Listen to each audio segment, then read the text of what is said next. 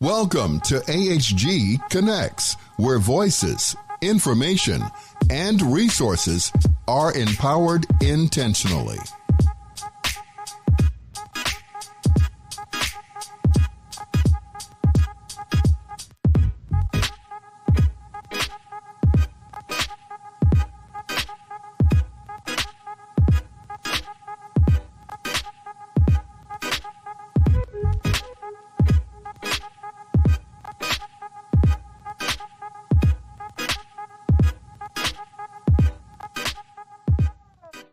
Welcome to AHG Connects, where voices, information, and resources are empowered intentionally.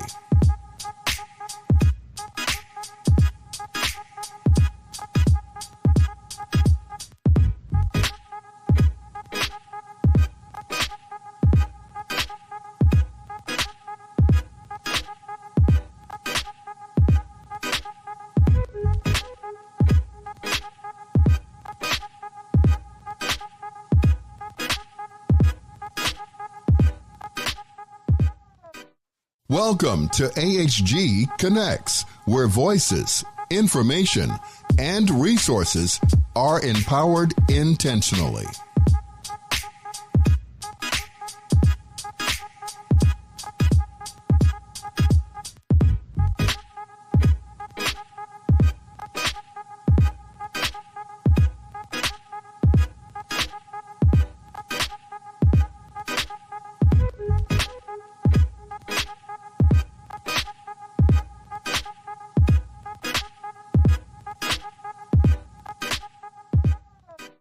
Welcome to AHG Connects, where voices, information, and resources are empowered intentionally.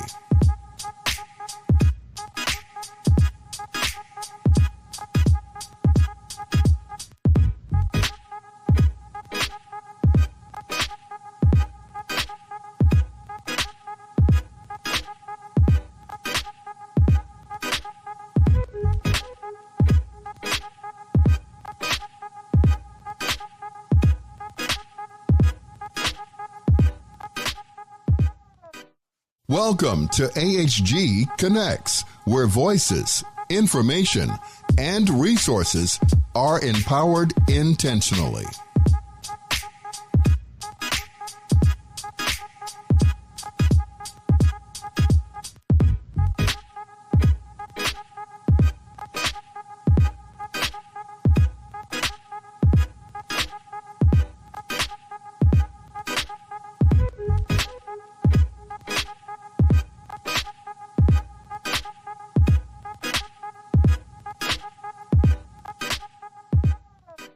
Welcome to AHG Connects, where voices, information, and resources are empowered intentionally.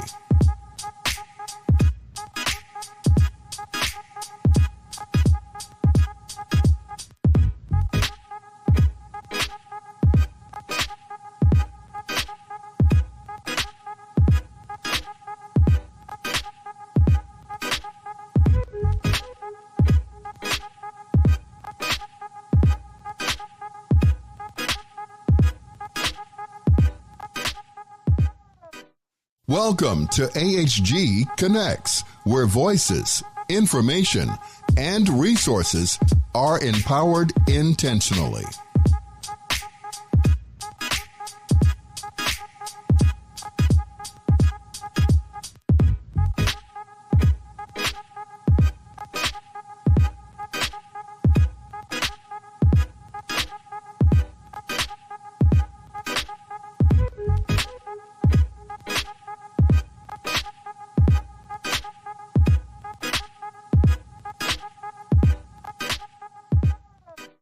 Welcome to AHG Connects, where voices, information, and resources are empowered intentionally.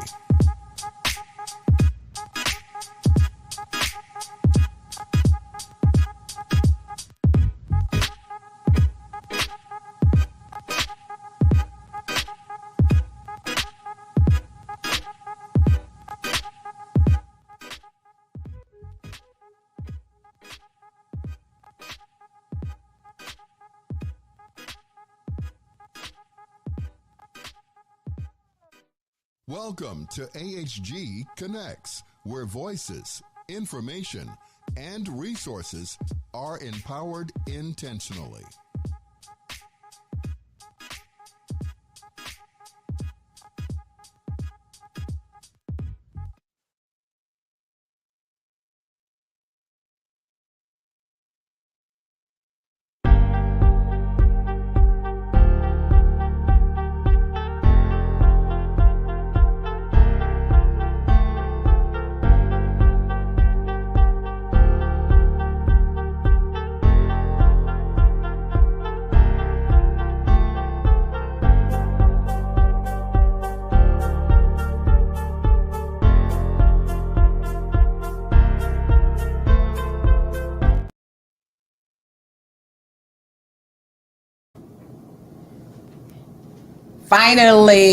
Finally, we are launched.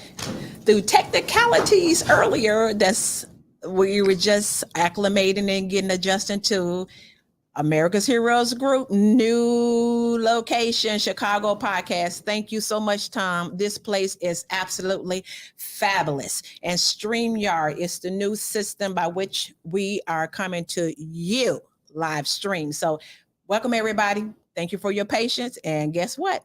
We're here.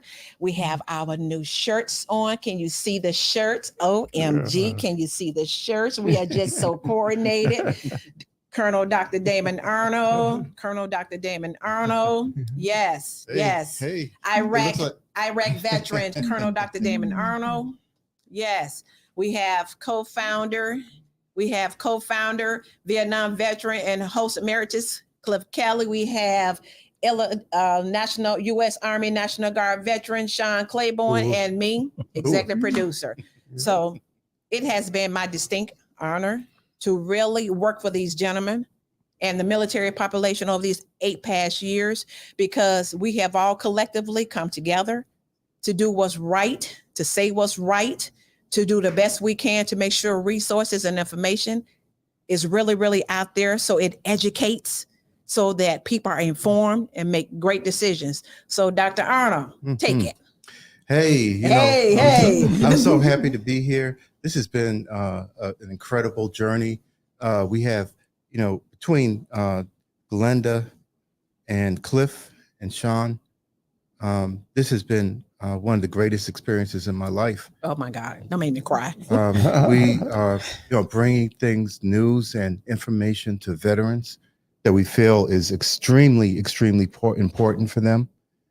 And we have had so many positive responses. I think we've had over 5.5 million downloads. 5.7 million downloads now on the podcast. Yeah, it's going up. Yeah, and of course, with the governor of talk radio, the one and only, the iconic. Yes. That vision that Cliff and Glenda had about reaching out to veterans, because many of the veterans are by themselves right now.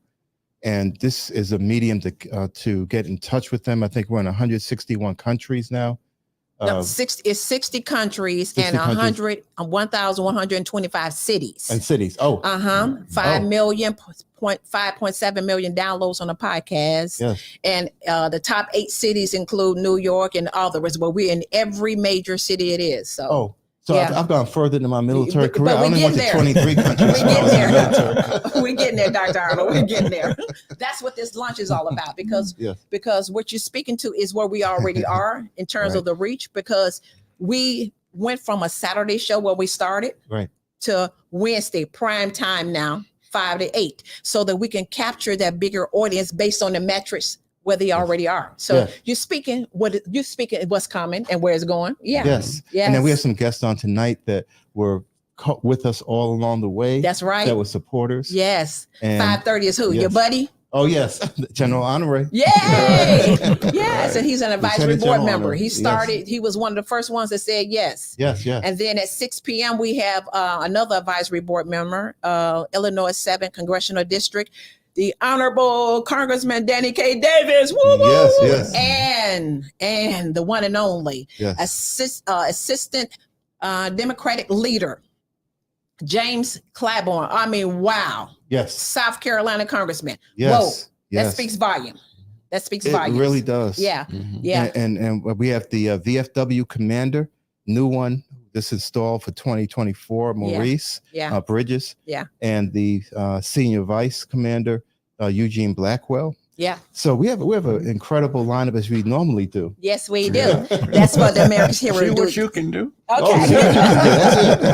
That's Y'all what could America's be. Hero does. We are intentional. Sean, let's have it. What's But up? I think it's great that we're doing this. We've kind of, like you said before, outgrew the space in being just on a radio podcast. One thing is nice about being on a internet platform is that you can now see us 24 hours a day and night. You can always download one of our podcasts, but we urge you to engage with us. Ask us the questions you want to know about. When you talk about benefits, when we talk about things that help veterans, it's very important that we make an impact. We're not just doing this for fun. We do this because we want to help the veteran community and also want to give back. I mean, I appreciate you guys, man, because you guys are hardcore veterans. You guys served overseas. You guys have been in combat zones. And I think about that. And one of the reasons why I joined the military, because I came from a military family. My father served in Vietnam, and I wanted to do my part as well, not just for the benefits, the education benefits of things along those lines, the VA loan and things along those lines, but wanting to do something to serve my country and actually put my part and put my 2 cents into service. And part of that mission doesn't end just because you get out of the military.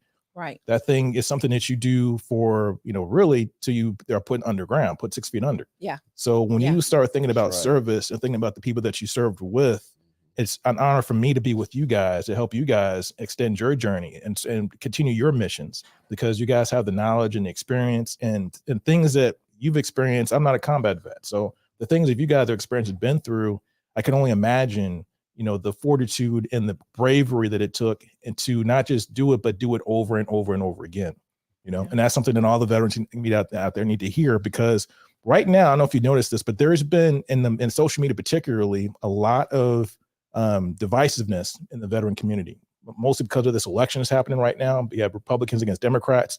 You got people taking down a lot of the Navy SEALs and things are out there. I'm not going to name names, but people know some of the divisiveness has been out there about some of the veterans that want to stick up and do some of the things, whether they're talking about one guy because he's telling stories or talking about another guy because he disagrees with how he served or how another person served.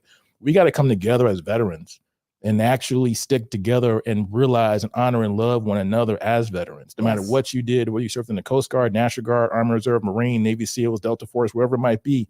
We got to stick together as veterans and try to shape this country into a better place, because we are going down the wrong path. We have a lot of bad things going on in this country right now.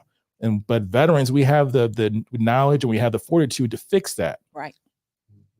Yeah. Right. And one thing I've learned through the research over the 8 years, I'm the only non-veteran of the group. And I like that because that means I'm paying it forward in honor and respect to you all who have served and walked in the boots that I didn't have courage to wear, because I told that story about how I wanted to join, but I couldn't. So I've noticed, Sean, to really piggyback off of what you just said, the code word that joins the synergistic holisticness of the military is honor.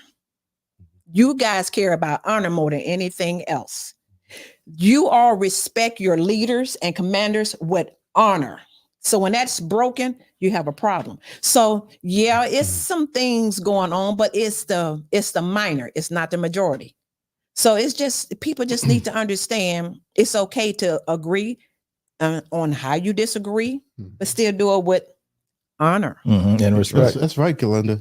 And that really was very eloquently stated. And well, I learned from you guys, Dr. Arnold, Clifford, Kelley, we tried. We tried. But the thing is that getting to the real heart of it is that we took an oath, and I tell people this all the time: whether you agree or disagree with the war, or what the commanders are saying, in any political party, Republican, Democratic, independent, Green Party from Mars, I don't care. Whatever you're looking at, you're still part of the American people. Right. You're still part of this country. And what we did was take an oath to uphold and defend the Constitution of the United States. Right. And to do it with honor and dignity, and to care about people in the country. So what is up to you as a person, if you are not part of the military and haven't served in the military, is to go to the public debate places, the rallying points for public discussion and debate, and to have an interaction with the government to make sure things are on the right track. Mm-hmm. Because if you fail at doing that, then you put veterans at risk, and they spill blood for unreasonable causes. And so it depends on the people of the country. Yeah. And again, back to what Sean was saying, everyone in the military is my brother and my sister. Right. I don't care what their race is, their gender, sexual orientation. I don't care any of that. They stand next to me with a weapon to defend my blood. Yes. Yes. And so I served with people from all of those groups, and they have distinguished themselves with honor. And that's what this show is really about. It has always been. It was our at my heart. foundation Yes. to celebrate and honor our veterans and military populations and their surrounding communities. Yeah. That's right. Yeah. And most again, you audience, you have to communicate with us. Make sure you send us the emails. Is America still info@AmericasHG? What's the email? Yes, americashg.org. Absolutely. Americashg.org. Mhm. See our website, go to our email, and communicate with us through the blogs, because we have now the ability to be seen and communicate with our audience in a more effective way with a new platform. Yeah, So because it's a wider reach. Utilize that. Absolutely. Because what you want us to talk about are things we can talk about. So if you have questions about whether it be benefits, trying to use a VA loan, maybe you wanted to learn about how to use some of the things that the VA or your local VA offers. Maybe you're not having success with your local VA. Not every VA is the same around the country. You communicate with us so we can get the word out and put the word on the streets and get some changes done for our veteran community, and also for our civilian community as well, because everybody knows some. I believe that everybody in this country knows a veteran, or either have a veteran in your family, you have a friend that's a veteran, or you know somebody that served. Whether you went to college with somebody, whether you were in high school with somebody, or maybe your dad, or your uncle, or your mom maybe served. Those are the things oftentimes that we don't always talk to our families about our military service. But there's things that we need to know as veterans, and also as family members of veterans, to help our veterans out. Yeah, that's absolutely true. And one of the things is that we've also had some incredible partners, Oh yeah. partner organizations that come on and do the show with us and talk about all these different issues. I was thinking about Judge Bill Hooks with the advocate court for for veterans, making sure that they are protected legally, that they don't undergo undue scrutiny, or having to fight against a process that is really incomprehensible to them, especially if they have PTSD or some other physical impairment due to their service to the country. They need to be taken care of. And then we've had things with women's issues in the military, and all kinds of legal issues with filing your disabilities claims. Mm-hmm. So we've had really positive feedback over time from people sending us emails or responding to us on some of our live shows. So because really we look made the forward to it. platform, Dr. Arnold, by us having reach 1,125 cities. Yes. They're red, they're blue, which means they became purple, unity. By us being having 5,700,000 some thousand podcast downloads, by us being in 70 countries, we built a platform that is nonpartisan, but it's all about resources and information. We could care less about the politics, because that does not matter. Because when someone is homeless, that the homelessness is homelessness, and that's applicable to anyone. Someone who needs information regarding benefits, someone needs health care. That is a medium that touches all. So we have successfully made sure that the programming, the subject matters, and the partners come on to do what? Educate. And connect, because once you educate somebody, you have now empowered them. That's right. They know how to think differently and act differently, because why? The information is there. What you didn't know, you learn. So we've done that, and that's where we are. And as we move forward with the partners and other partners that are coming aboard, it is all about unity. Yes, right. And honoring and celebrating and making sure we show appreciation for veterans, armed forces, and family members, because people, trust me, You don't know, I don't know what they have seen and what they have done. Because what people fail to realize, the armed forces does two things. They are the defenders of democracy based on our Constitution. That's it. Because without that, we will look like third world countries. We will, this world would be looking just like those poor people that's getting bombed and attacked. Because why? They have no democracy in place. So the brave military men and women stand by land, air, and sea to be defenders of democracy with honor, defenders Absolutely. of the Constitution. You can't get a better place than the United States of America to live. So it's important that we maintain that. And one thing, Glenda, It's important. We have one element that we haven't talked about yet, but What? there's a chaplain corps in the military, and we are here because of God. Hallelujah, hallelujah, hallelujah. And He's first. we've had that working through us Hallelujah, all he's the way first. along this path. That's right. And with all the difficulties you go through, and as we say in the military, there's no such thing as an atheist in a foxhole. Everybody praying the same thing. You're praying. Great. Dr. Arnold, 9/11. This is not funny, but this is so true. I remember 9/11. Everybody was praying, including atheists, because we didn't know what had happened. We didn't know why. We didn't know nothing. Everybody was scared to death. Right. So that one day, if you didn't believe, you became a believer. You became a believer. Yeah. So I'm glad you're doing that, because I do want to acknowledge God and give him all the praise and glory, because he took us from nothing when we started. April 2016, we had no money. We had nothing. And he has brought it here. So And the other thing that is just great that you all know too, of course, is the fact that there are so many people who don't understand exactly what we do. but they're going to learn now. Because That's right. Yes. they're going to learn, because there's so many people who have been involved but didn't really understand what it was all about. Wow, Cliff, that's Oh, profound. yes. That's profound. Yes. Oh, let me tell you, some of the folks that I've met, well, I won't get into that. but you know what I'm saying. Yeah. Yes. Yeah. Yeah, well, you remind me of one of my favorite quotes from General Honore. Is he said, ignorance is fixable, but stupidity is lifelong. That's right. I've heard him say that. Yeah. We're going to take a break pretty soon and come back with our next guest, advisory board member, America's Heroes Group advisory board member, Lieutenant General Russel Honore, the Honorable, the one and only Lieutenant General Russel Honore. So we just want to make sure that we say it on the kickoff show at 5:00 with all of us being here. Can I get a wide shot? Because this group has never disconnected. When Cliff got sick and he could no longer host the show, Dr. Arnold stepped up. When Dr. Arnold had commitments, Sean stepped up. So we have always remained a group. And there are no stars, because everybody stand hand in hand equal.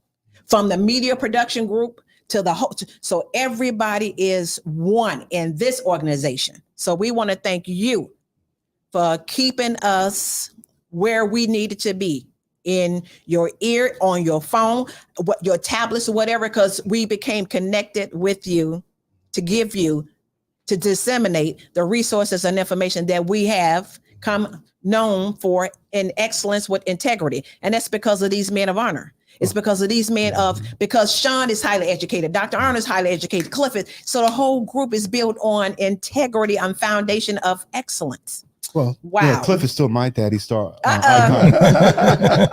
Absolutely. So I have felt privileged to serve them. Yeah. Serve them, to say thank you. Thank you. Yes. Thank you. Yes. We have landed. So we're going to break, and we'll be back in 3 minutes. Stay AHG locked. Connects, where voices, information, and resources are empowered intentionally.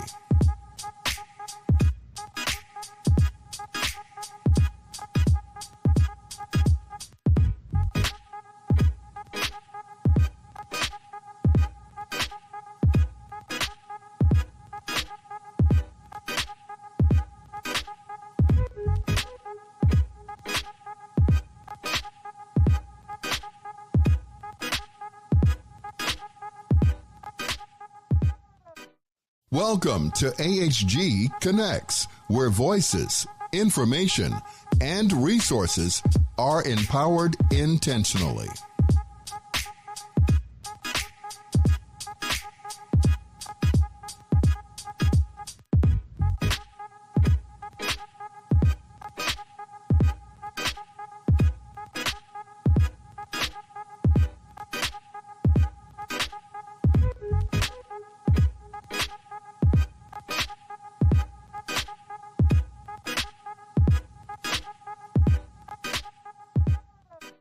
Welcome to AHG Connects, where voices, information, and resources are empowered intentionally.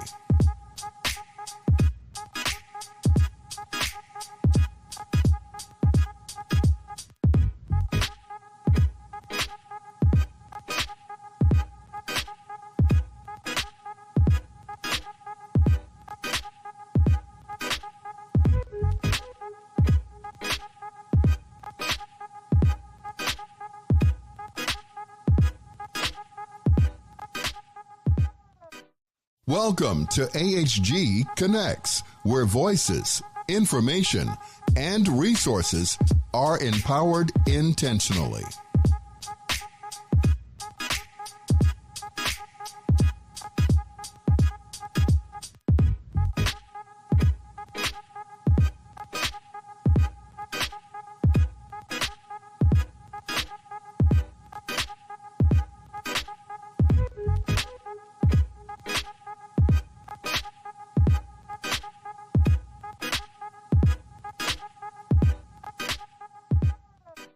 Welcome to AHG Connects, where voices, information, and resources are empowered intentionally.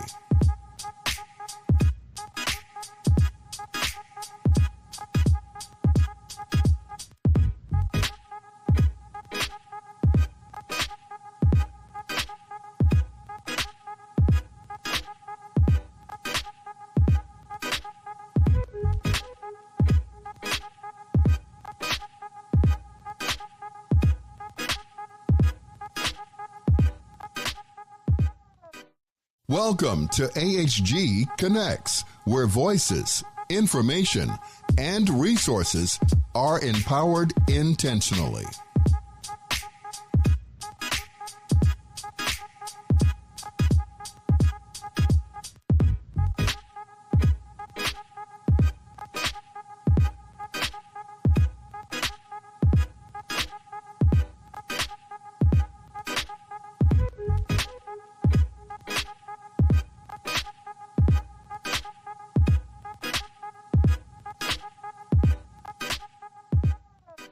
Welcome to AHG Connects, where voices, information, and resources are empowered intentionally.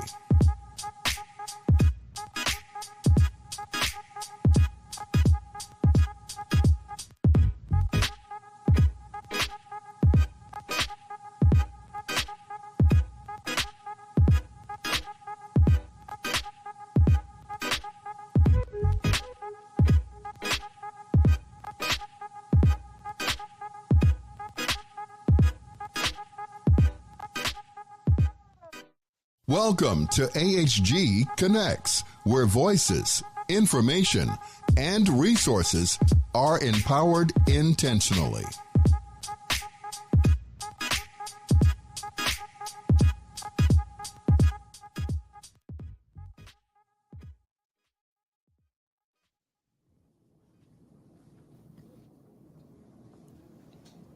And welcome back. Yes.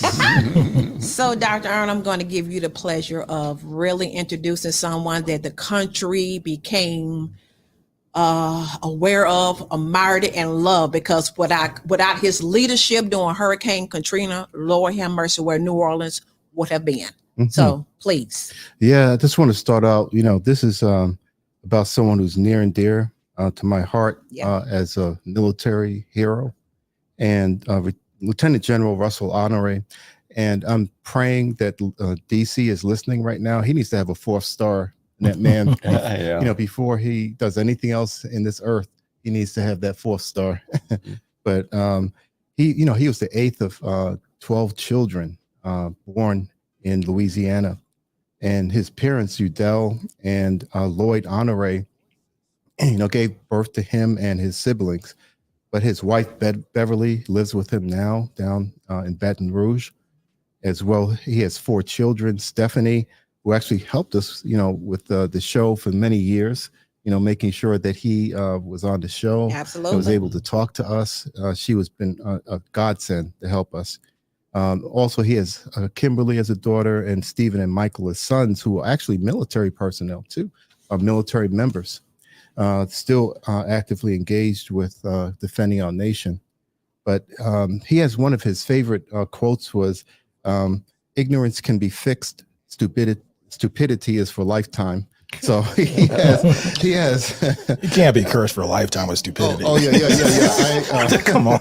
That's rough. But it may explain, that's pretty true. But in practice, probably so. But, but come on, you gotta give him some hope. But his favorite food is gumbo. He went to Southern University, where he was an avid ROTC member, and A&M College in Baton Rouge, Louisiana, where he studied vocational agriculture. He had 37 years in the military, and that's a long time. It's a long time. You don't know. That's a long time. Yeah. He entered the military in 1971 as an infantry officer in the U.S. Army Combat Development Command. In 2004, he became the 33rd Commanding General, U.S. First Army at Fort Gillem, Georgia. He was involved in flooding in Venezuela, Mozambique, and Hurricanes Floyd, Charlie, Francis, Ivan, Jean, Katrina, Rita. In 2005, he was designated as the commander of the Joint Task Force Katrina when FEMA was having some difficulties responding. He was designated as commander of the Joint Task Force Katrina as the Assistant G1 Personnel 1st Infantry Division forward in support of Operation Desert Storm and Desert Shield. He had a culture of preparedness that he has inculcated for America. And you remember he was riding through Louisiana during the middle of a hurricane and turned around and was looking at people and saying, put those weapons down. These are American citizens. Right. He was protecting people here at home as he did overseas. Yeah. He joined the Gallup organization as a senior scientist. He's also on the faculty of Emory University Rollins School of Public Health and the Nell Hodgson School of Nursing. He's also a CNN preparedness contributor. I've seen him so many times coming on, and with global warming, I know we're going to be seeing him over and over again. Unfortunately, because of what's going on with our nature and what's happening with the world right now. But he also was a public speaker and a Kepler speaker out of Arlington, Virginia. He has several books, Survival, How a Culture of Preparedness Can Save You and Your Family from Disasters. I've read that book, and the other two I'm going to mention. One is Leadership in the New Normal. And of course, Don't Get Stuck on Stupid. Because he's trying to tell you, this is a general now. He's not going to tell you in a light way what you should be doing to get yourself together and understand the world and what your responsibility in it is as a citizen and as a military active duty member or in the reserves. He has 6 honorary doctorates, one from Stillman College and one from the U.S. Army War College included in that. In 2006, he received the NAACP Humanitarian Award, and he has keys to the cities in Chisholm, Minnesota, Riverdale, Georgia, St. Bernard Parish, Louisiana, and New Orleans, Louisiana.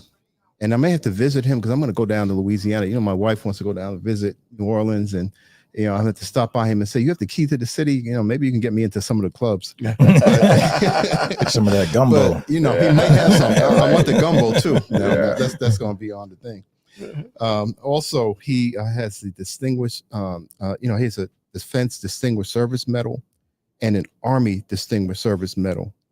And over time, we have been so honored to have him as part of the America's Heroes Group. He has been guiding us and giving us insights that people can have to make sure that they protect themselves, within this nation. So when you have someone so iconic as him, you have to have, you have to step aside for a second and say, this is someone that we should be honoring while he is living. And, anytime you can go and take a look at, any of his podcasts or his, downloads or anything like that, you need to have, take time to understand and learn from someone that has that much to offer us as people, as military people. Mm-hmm. And you learn the history, of who we are, why we are. Yeah. Yeah. And he sent me a picture of him on his horse. And I was like, man, that horse looks mean. I said, if I was a Russian or someone from some other country, I'd be scared. If I was a dictator, I'd be like, man, I'm not approaching that hill. And that's kind of who he is. He kind of gives you the iconic general look. He's a true thoroughbred general. Yes. And that's not, you don't see that too often in militaries around the world. He's the guy that leads the charge. He's the guy on the horse. He's the guy that, like right now, he's saying his theme is circle the wagons. We're going to talk about leadership and talk about leadership qualities, particularly with the commander in chief we have to elect pretty soon. Mm-hmm. But circle the wagons. Don't be pissing in your boots. Get out there and get tough when the tough gets going. So, I mean, this guy really, when you listen to him speak and listen to what he has to say, he is the epitome of toughness. Yes. Absolutely. And you definitely need that. You got to have somebody who's going to be able to do that. And there aren't many people, as we know, that can fill that position. Yeah. Yes. Yeah. What you just said is right on point. Yeah. We need a kick in the butt sometimes, every now and again. Oh, yeah. Yeah. Oh, absolutely. Yeah. And that's sort of the thing that I think also too is really important. When we talk about leadership in this country, there is a leadership void that's going on right now, because we look at, and let's keep it real, we have two weak candidates running for president. There's no way to get around that. However, when we look at leadership and what it means for the country, you still have to make a decision. Oftentimes, the lesser of two evils, unfortunately, a lot of elections, that's what it has been. It's been the lesser of two evils. Mm-hmm. But you still have to look at your candidate. If you're going to pick a candidate, look at your candidate, understand what that person really stands for. Mm-hmm. Because when you're looking at a candidate who's maybe caring more about their sponsors and donors, or they caring more about the country, are they caring more about their own agenda, or are they caring about the country? Are they wrapped up in ideology, which a lot of leaders sometimes get wrapped up into? Ideology that takes you nowhere, that does not improve the country. Okay, we got to look at those things and actually try to pick a leader that's actually going to lead this country. Because we have some real tough decisions that we have to look at coming up in the future. What we see with the Supreme Court, given the president carte blanche, pretty much immunity for the most part. That's scary. Yeah. Are we going to we're trying to be like Putin's Russia? Is that where we're trying to go? Yeah. Is that the direction we're trying to go into? Yeah. No, what is going on here? I mean, we thought we had something nailed down with Roe versus Wade. That's been overturned. Now I lean more pro life, but still we have that's something that's just this completely upside down right now. Mm-hmm. That has to be straightened out. You know? Yes. And then we have this. I mean, I'm looking at the young kids, and I see the young kids. A lot of these kids are scared. They're scared about the future. They have no idea where they're headed. They don't know where they're going to be 10 years from now. Right. Inflation is out of control. Inflation is crazy still. We have to deal with that. Prices are too high. People can't afford to buy a house. Interest rates are too high. These are types of things that we have to really get a handle on if we're going to try to talk about, not just talk through or talk around the issue, but talk into the issue, try to solve the problem, and if anything, this is my recommendation today, whoever's president next, is to handle one thing at a time. Don't try to do 15,000 things. Mm-hmm. Yeah, that's absolutely true. Yeah. And the real deal is General Honore. As I did an introduction, General Honore, as you were joining the link, But one of your favorite comments was ignorance can be fixed, stupidity is for life, and we drilled that home with your history of what you have done. But all the hurricanes you have been involved in, all of the disasters you've averted for American citizens, the work you're still doing to make sure that we stay safe and people are alerted to climate change and what those effects are. But what a career you have had, General Honore. We mentioned your four children, Stephanie, Kimberly, Stephen, and Michael, and your parents, Udell and Lloyd Honore. But your favorite food was gumbo. So I told him you had the keys to the city. So my wife wants to visit New Orleans. So I need to find out whether you still have those keys, because I may need to get into a club once in a while and a good restaurant for some gumbo. Yeah. So how are you doing, sir? We're doing good. Thank you very much. Yeah, but we were just talking about what an incredible career you've had. Went through everything from when you had the 37 years of service to our nation. And we are just so proud and so honored to have you on the show. We said, as we're going live into this new venture, streaming live, we wanted to have the icon, American icon. And I mentioned as we started out that you should get your 4th star. I'm pressing Washington, D.C. to do this today.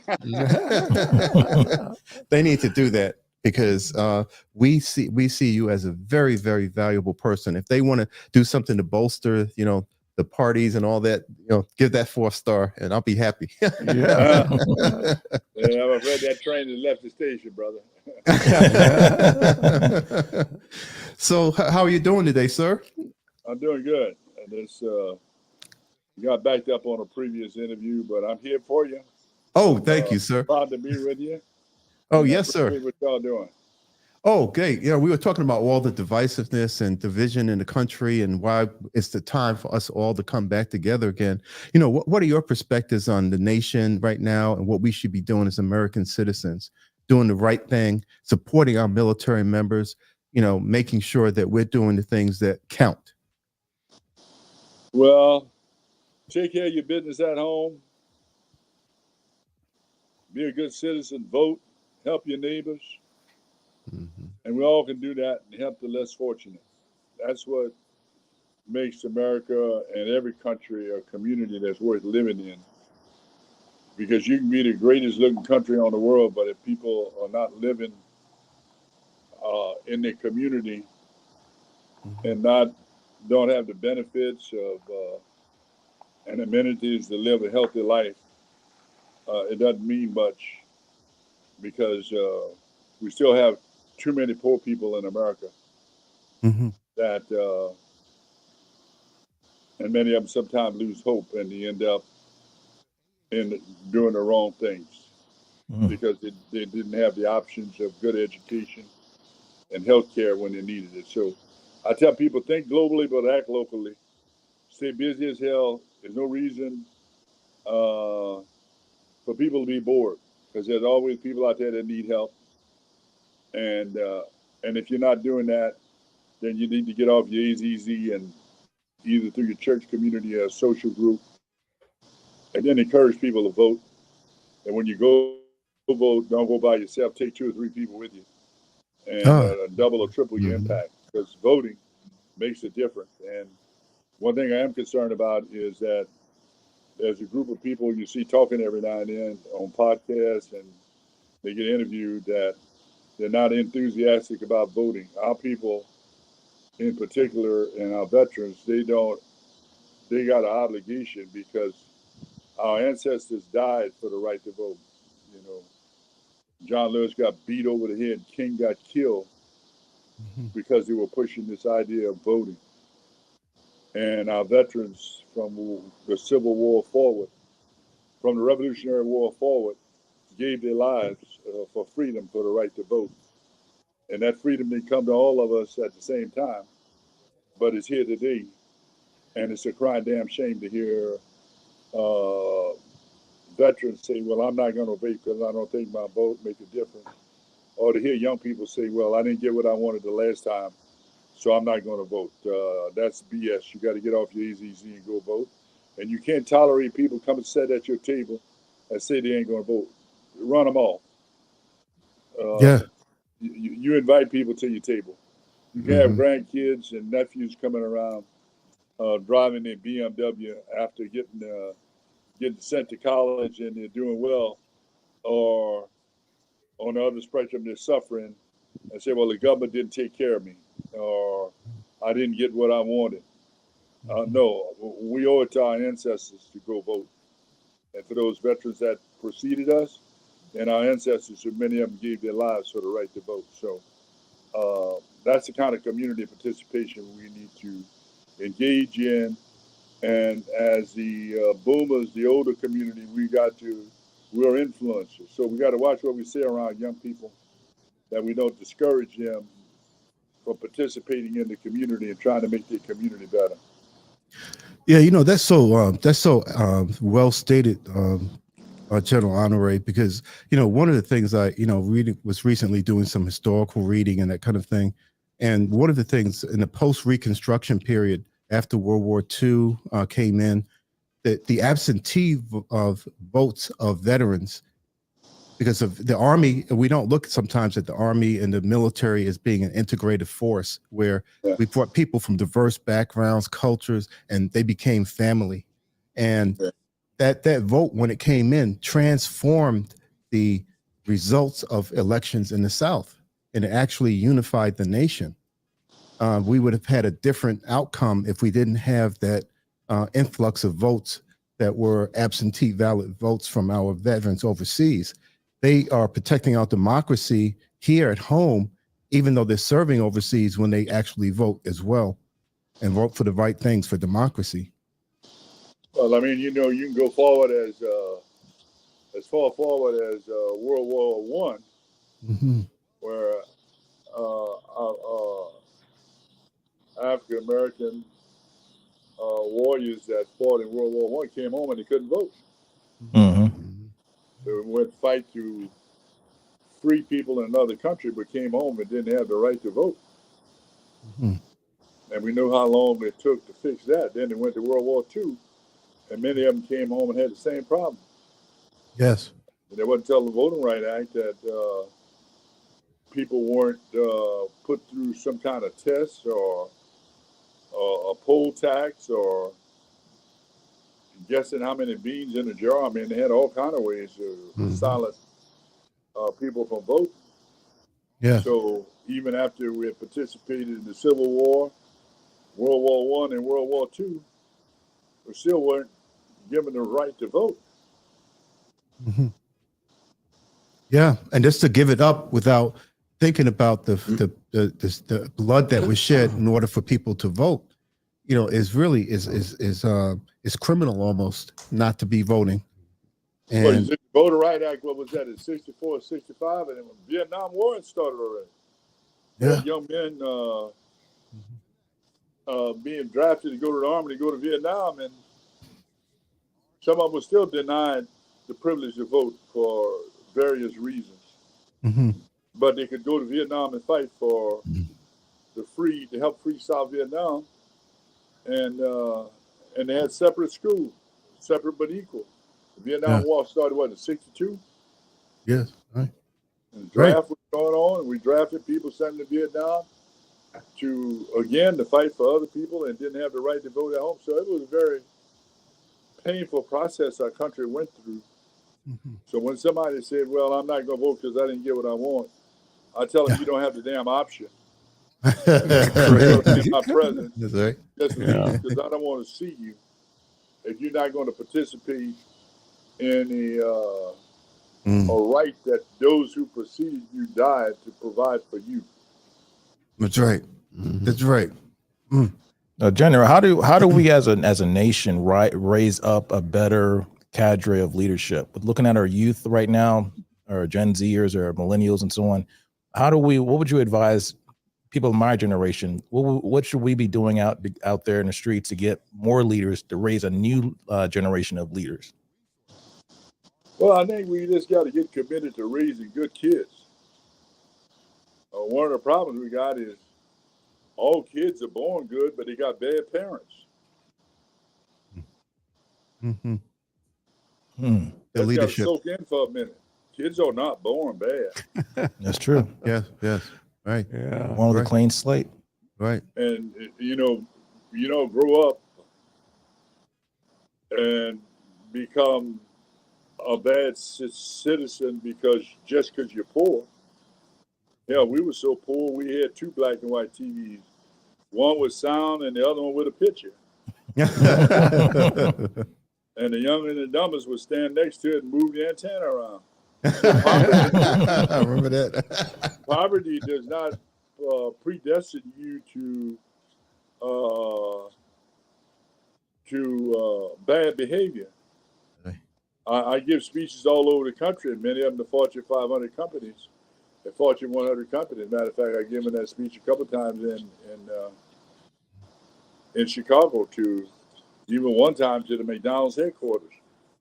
And they came over to talk about leadership, but the last part of my speech is your biggest legacy is to raise good kids. Yes. That's right. Yes. So Yeah. But there are a lot of people say, well, we poor, and they just got to learn how to be tough and how to live on the street. And there's only one parent in the house. Hell, some of our greatest leaders were raised by single parents. That's right. That's right. That's right. So Yeah. how do we embrace those kids in the community? By having good public schools for them. I grew up poor, segregated community, but we had things like the 4-H club, and we had the New Farmers of America. We were in a rural community. And then later on, when I got to high school, there was even a Boy Scout troop and Girl Scout troops. All those things augment the sense of teamwork. And then we've got sports. Sports play a big role in our school systems. Yes. And with the right programs, they raise some very disciplined kids that aspire to go off to college. I mean, that's created a whole generation of multimillionaires in this country of our people who exceeded in sports. Yeah. So it's how do we create that environment where our children have community activities outside the home that help them grow and learn to be a part of a team. But I go back to the fact, I don't think it's a predestined because of poverty. It's some kids just have bad parents because they were raised by bad parents. Right. Wow. Yeah, General Honore, we were talking about the black and white television and the antenna. I remember being a kid, and I was the remote. I had to get up and turn the channels, but it wasn't a difficult job. There were only 3 channels to choose from back then. Yeah, man, you had it made. You just had one TV to move. That's it. But I was talking earlier too about some of your books, Survival: How to a Culture of Preparedness Can Save You and Your Family from Disasters, Leadership in the New Normal, and Don't Get Stuck on Stupid. I read all 3, and I got stuck on all 3 books because they were not stupid. I think people need to know about the books, and they need to get them for their kids. Yeah. So I recommend they go to your website and get your books. Yes. Well, I appreciate that. Yeah, learn from a leader. That's what you need to do, is to teach your kids to listen to people who know what they're talking about. That's right. And have served the country. Right. This is who they need to learn about, not some obscure I understand. idiot in the corner I of some understand, Dr. room Arnold. doing some kind of crazy dance, right? Yeah. They need to. Well, I'll tell you what, you show me good kids and I'll show you good parents. That's right. Yeah. That's right. It's Yeah. home You training. show me a flock of bad kids and I'll show you bad parents. That's true, Yeah, sir. yeah, That's yeah. true. So what the Lieutenant General Russel Honore is talking about and what he has lived. Yes. Live is a code of honor. Yes. Honor comes from your home. Honor is associated with characteristics. Honor, if you're going to live a productive life, it's connected to honor.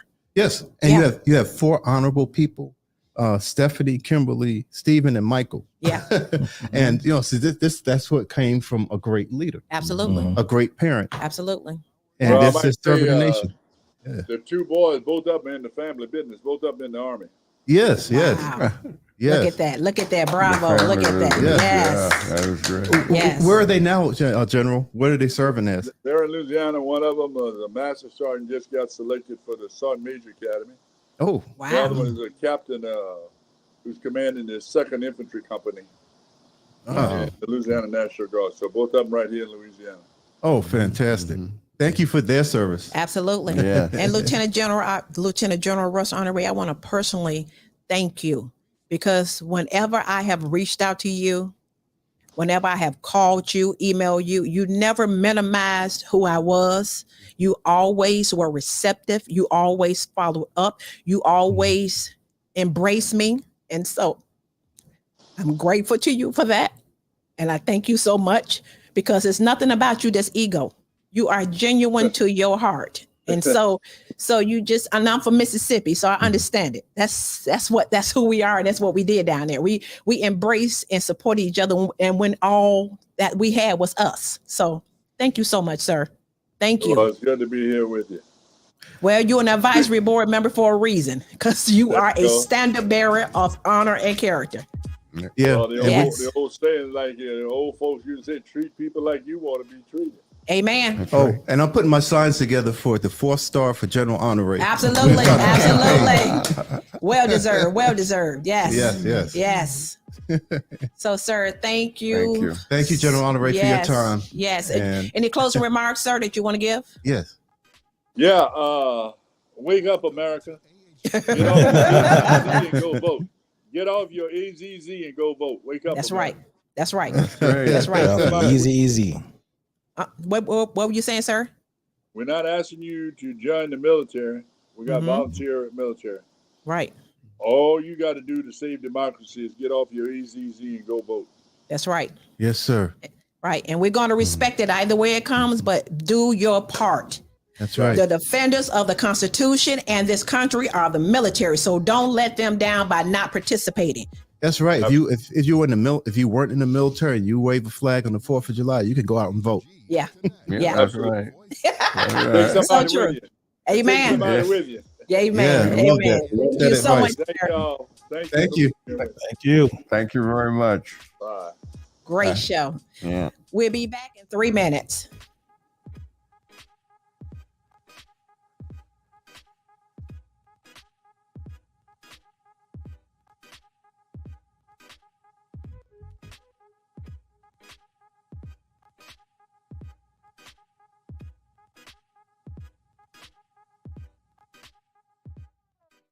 Welcome to AHG Connects, where voices, information, and resources are empowered intentionally.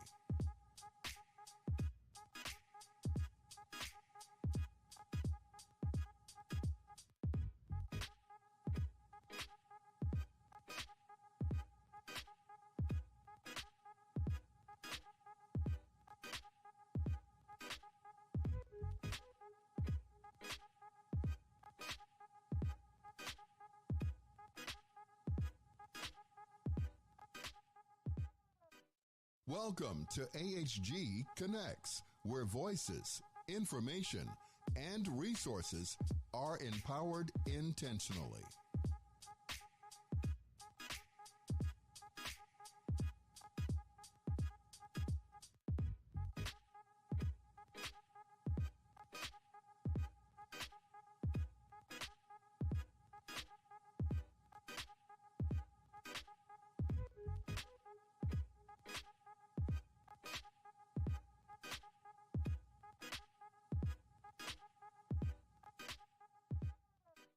Welcome to AHG Connects, where voices, information, and resources are empowered intentionally.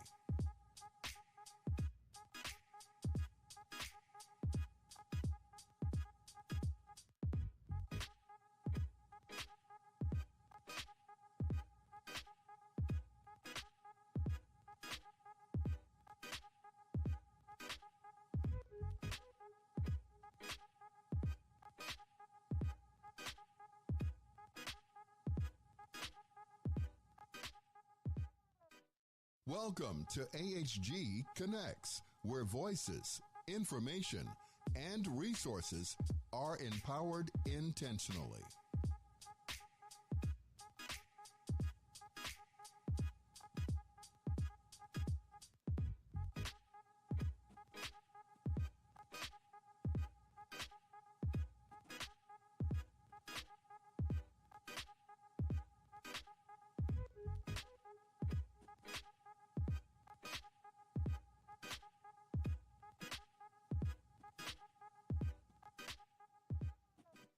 Welcome to AHG Connects, where voices, information, and resources are empowered intentionally.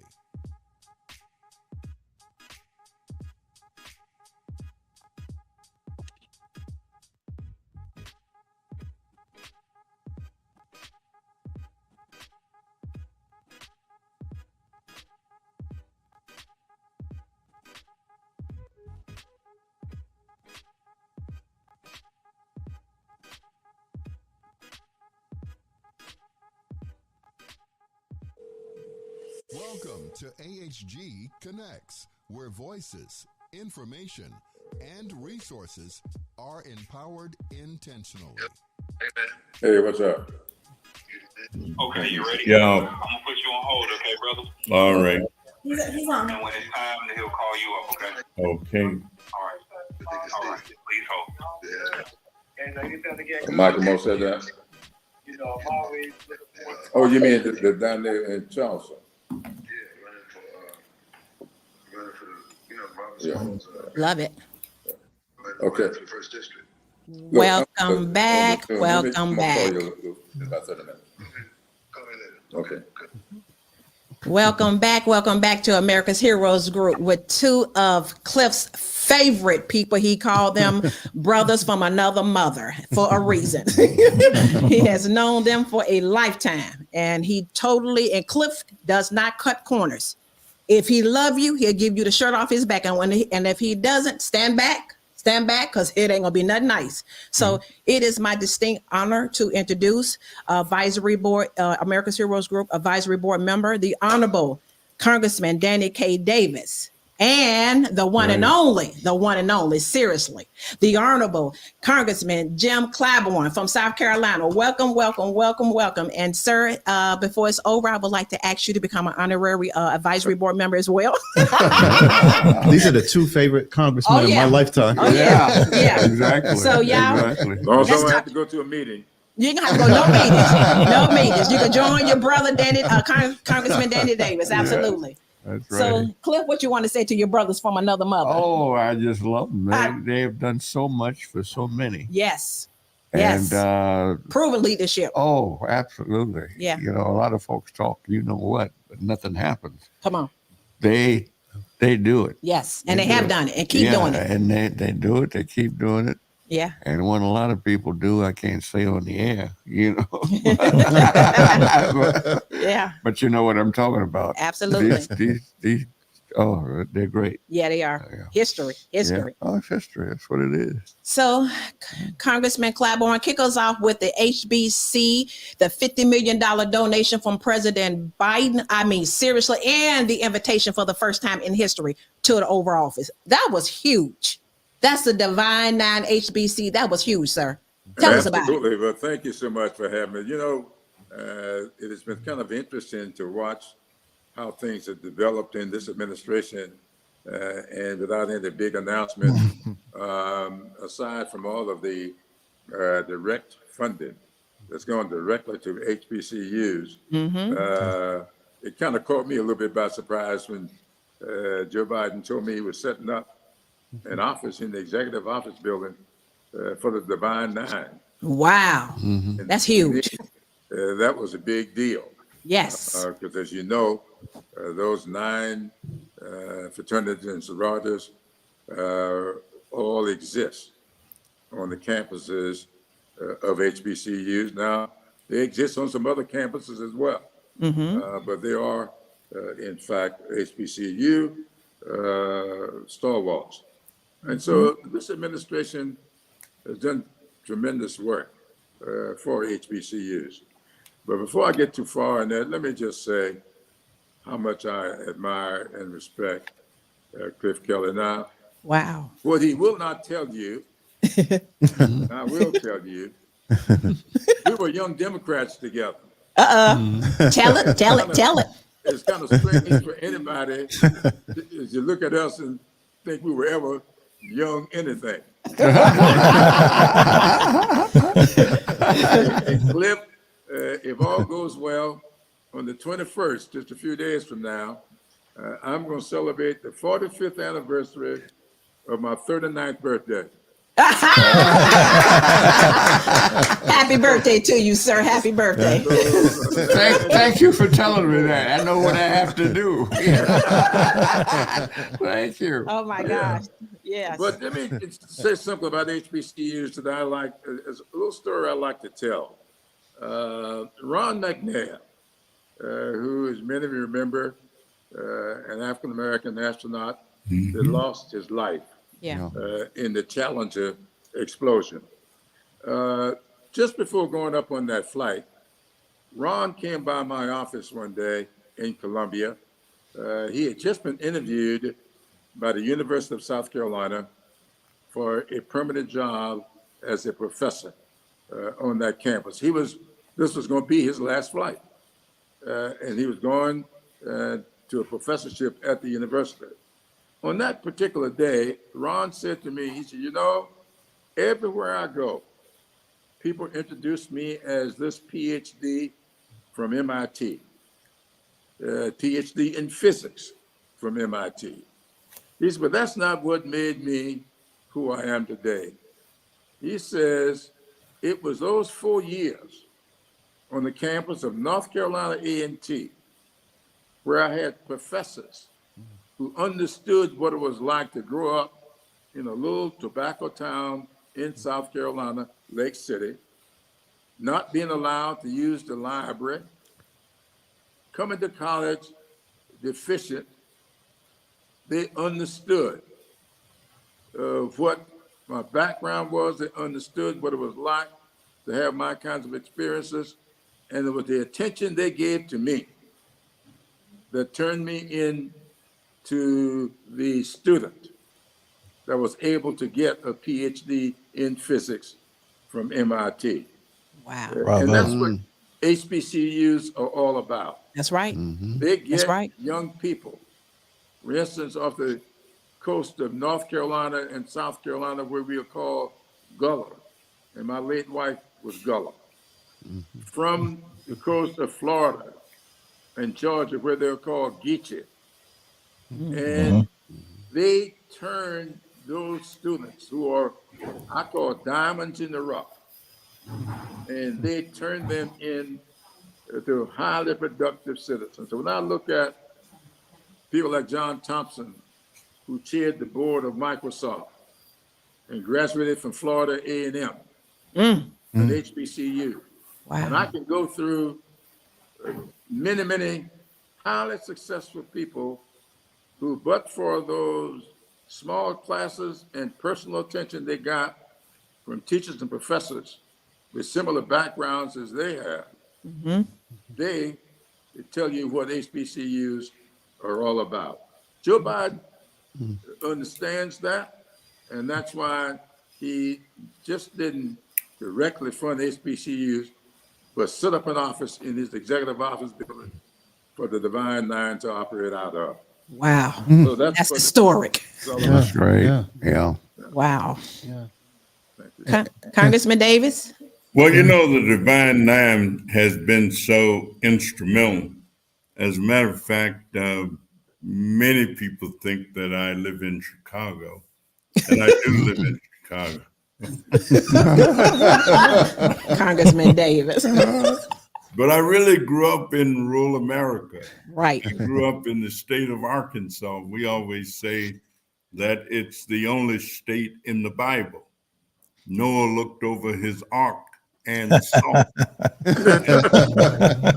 And so I, like many others, came from an HBCU, the University of Arkansas at Pine Bluff. Of course, when I went there, it was Arkansas A.M.N. College. And I went there let me tell you, with $20 in my pocket and a $50 scholarship.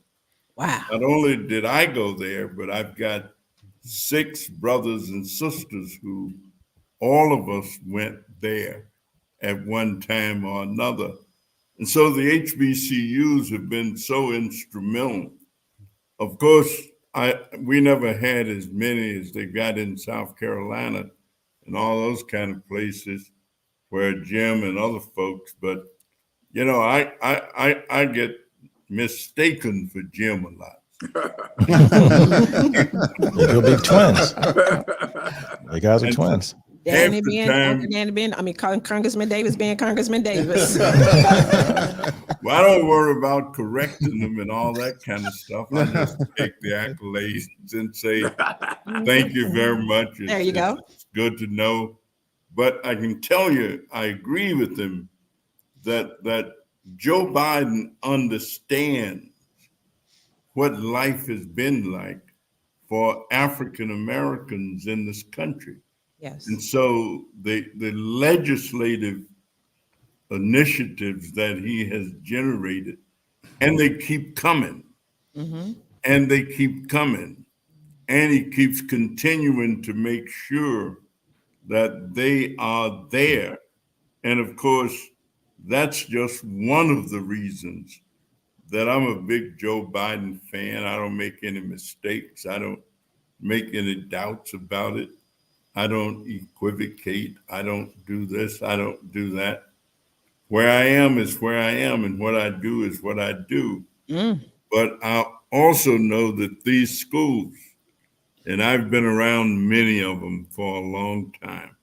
As a matter of fact, when you get right down to it, I think I'm older than Biden. I'm older than Clyburn.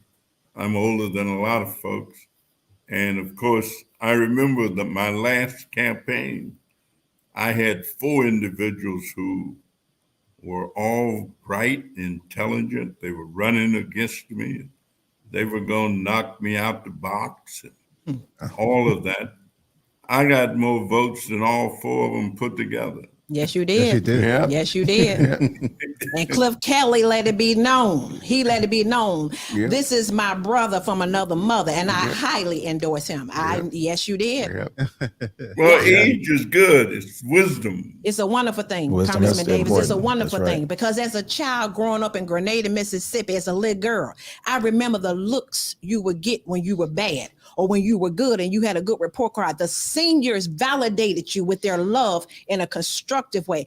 I come from that fabric of honor and respect in the community and how they all work together because all we had was each other when you couldn't go across town to go into some of these swimming pools and anything else. So I come from that and I understand it. And I will always embrace seniors, if you want to use that word, because that's where wisdom comes from.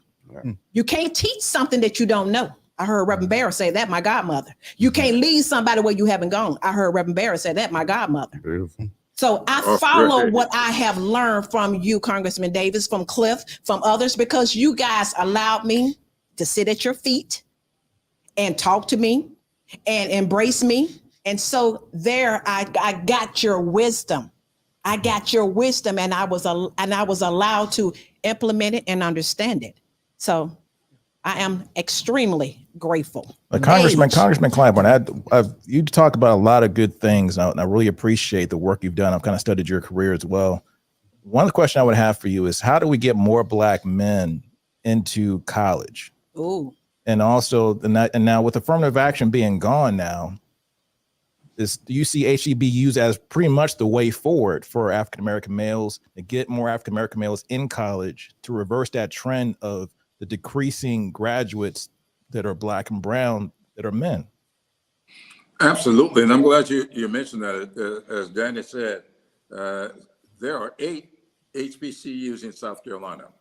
7 of those 8 are in my congressional district. And the first weekend in every August, the first weekend of August every year, I have a big event in the little town of Santee, a rural town about halfway between Charleston and Columbia. In that weekend, I give out 200 scholarships every year. Wow, To fantastic. those Bravo. rural children who are bright and in some instances have been undereducated intentionally. And we give them scholarships, cash from some as high as $6,000 per pupil. Every one of them get a laptop, and every one of them get a software package from Microsoft. We do that to let them know that we are investing in them because we see much of our future in them. And we also have begun to emphasize the fact that with affirmative action gone, for all intents and purposes, with all of this opposition to DEI programs, and with the new threats coming from this thing like Project 2025 that now wants to eliminate the entire Department of Education, that we need them to get serious about their educational opportunities, take advantage of those educational opportunities because they are on the wane. Yes. There's just no question about that. And so HBCUs are going to be much more important next year and the year after that than they have been in a half a century. Yeah, now, I'm a graduate of South Carolina State, used to be A&M. And South Carolina State is very important to me. I would never be where I am today, but for that campus and those students. Absolutely. Where I really learned what it was like to interact with people, learned what it was like to how to get along with people. Yeah, yeah. You know, those diverse backgrounds. And I learned it right in my house when I met my wife on that campus in jail. Don't y'all laugh at that now. I won't laugh at that. That's a great first date. That's a great first date. Yeah, I get it. Well, let me tell you, tomorrow. 58 years, so jail must have done something good. That's all right. Yeah, that was passion connected. And you got to just teach the children on Friday and Saturday. I've got a Raising Our Sons conference at Malcolm X College, and we're going to be there all day. Okay. On Friday, all day on Saturday. Okay. And we've got young males. This is all about boys. It's boys and young men. And we're going to spend 2 days doing all of the things that you do. And of course, you know that in addition to the HBCUs, we've established another group of colleges and universities called PBIs, predominantly Black institutions. Okay. And of course, in Chicago, we've got a bunch of those. We've got, of course, Chicago State, Malcolm X, Kennedy King, Olive Harvey, South Suburban College. We had the East-West University, as well as Robert Morris College before they merged with another institution. So starting young people early,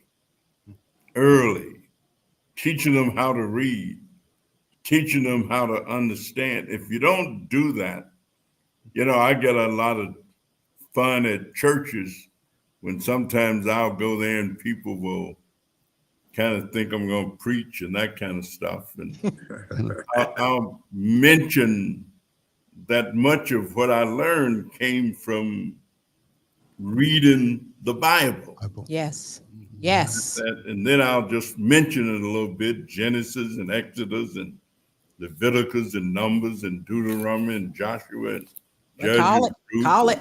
and Job, Uh-huh. all the rest of those guys, Matthew. Herbert, get to the New Testament, man.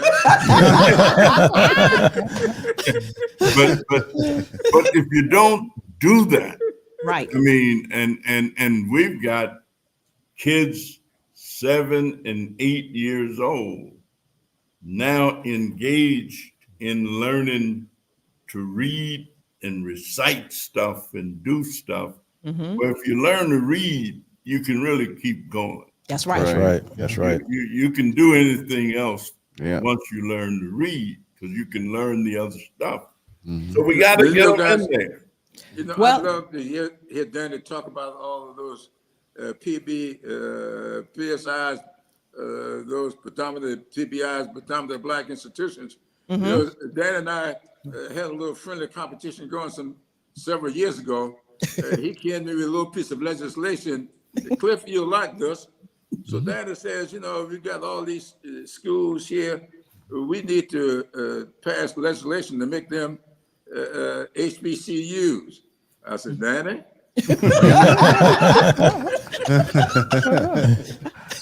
But to your point, Congressman, the PBIs became PBIs because a lot of white students started going to those colleges because they had good education. When the economy tanked and started getting worse and it became harder and harder for people to get education, you saw an influx. I remember when Chicago State was an HBCU. Yeah. And then I just now watched it become a PBI. Yeah, and one But of you the know, you got things to have the history. I told Danny, when you get the history, come back and talk to me. Yeah, one of the things, Congressman Clyburn and Congressman Davis, you know, I went to Howard University, and I got my degree, MD from U of I, University of Illinois, with an MPH. I got a Master's of Arts from the Naval Postgraduate School. I got a Master's of Science in Threat Response Management from the University of Chicago. But the greatest degree I ever got was a Bachelor of Science from Howard University. Oh, yeah. Absolutely. Because when I was there, I learned about people like Ernest Everett Just. I learned that we were part of history. Yeah. Yeah. Before that encounter with the HBCU, I thought we didn't even exist. Wow. Right. Yeah. Yeah. Sure.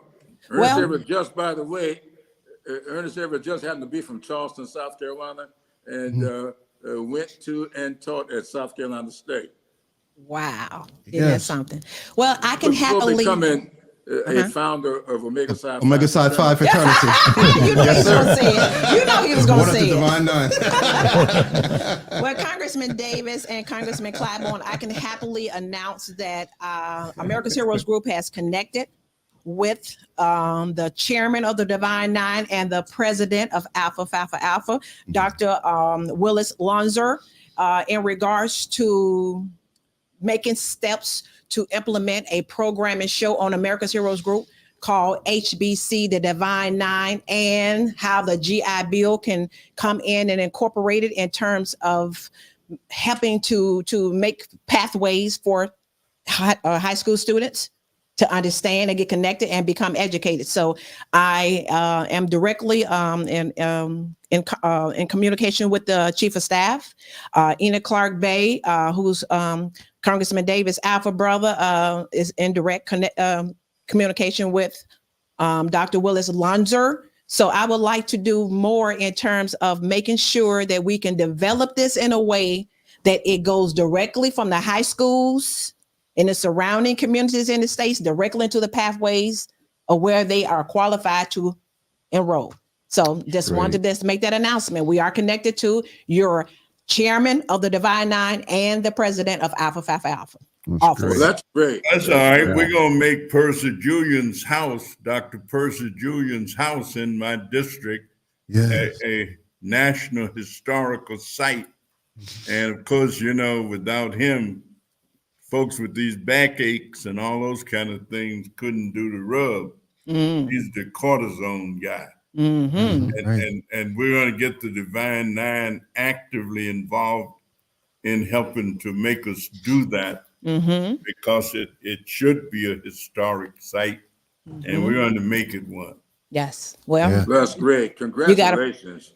You got a programming show right here to put it on, right here. Absolutely. Yes, sir. I'm glad to see Danny getting caught up. We did that for Carter G. Woodson here in Washington, D.C. several years ago. The father of Black history who just happened to have been in Omega. He said naming the Omegas. Go ahead, Congressman Clyburn. Call the roll. They lived in Chicago. They did, absolutely. I tell all these guys, I don't know why they keep postponing the journey. They're all going to end up in Omega chapter. That's true. Okay, now. We're all headed. Postpone it as long as you can, though. Yes, sir. Well, I can honestly tell this story too as we're wrapping up. Cliff and I was having dinner one night at Pearl's place on 39th and Michigan, and it was a lot of Omega men having a meeting there. And so one of them walked over to the table where we were sitting at, who knew Cliff very well, and said, "Cliff, let me see what I can do to make an invitation for you to become an honorary member." And Cliff looked up and smiled. I said, "Yeah, because he knows your characteristics. You are an Omega. Yes, you are from your yes, he knows that." So yeah, there you go. And if I can honestly say, Dr. Arnold is an alpha if I ever seen one. Oh no, I'm not. Oh yeah, you are. No, I'm heading towards Omega chapter. And Sean is doing a Kappa all day long. Yeah. Sometimes she gets delusional, so I'm walking on the right path. you gotta go past some of the things she might say. So Congressman Claiborne and Congressman Davis, whatever you guys need me to do, I will follow up with your communications directors, and whatever it is, you're welcome. This is your platform. And let me say this: you are great. You are too, babe. You are great. You are too. Lady, but I also want to say, I just deeply from my heart, because I'm a veteran, and we're combat veterans. Yeah. And from my heart, the work that you are doing is so important. That's why people put their blood on the line and died overseas for congressmen like you. Yes. The two of you who are trying to keep democracy sacred for the people. Yes. I mean, you devoted your entire lives to that. And I just want to thank you. Thank you. Thank you.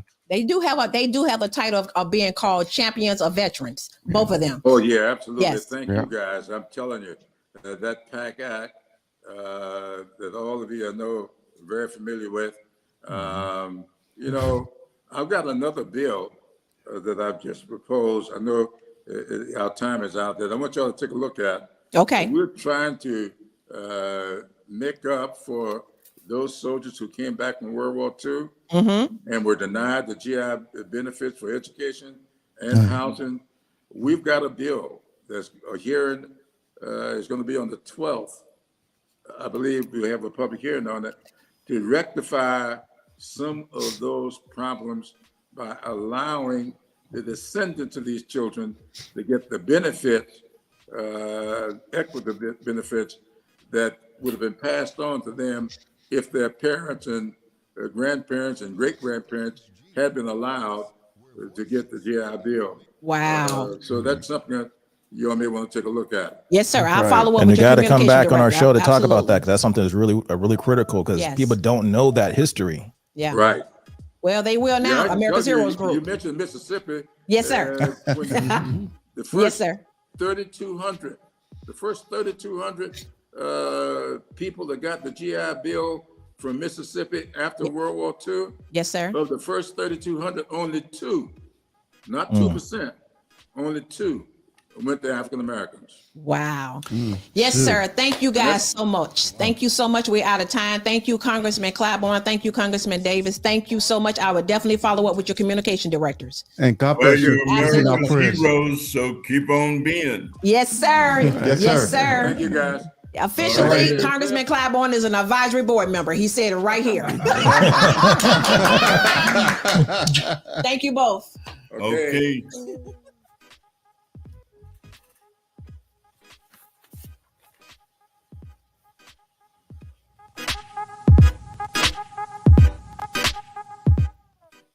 Welcome to AHG Connects, where voices, information, and resources are empowered intentionally.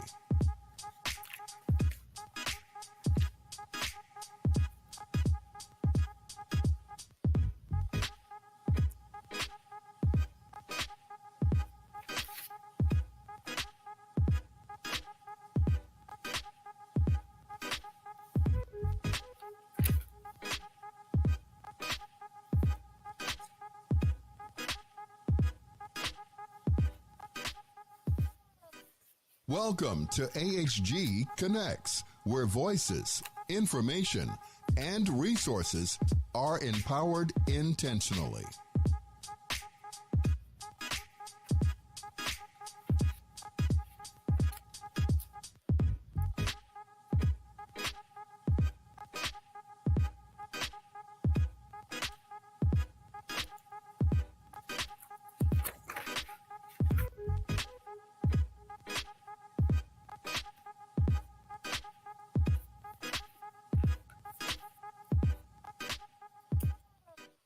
Welcome to AHG Connects, where voices, information, and resources are empowered intentionally.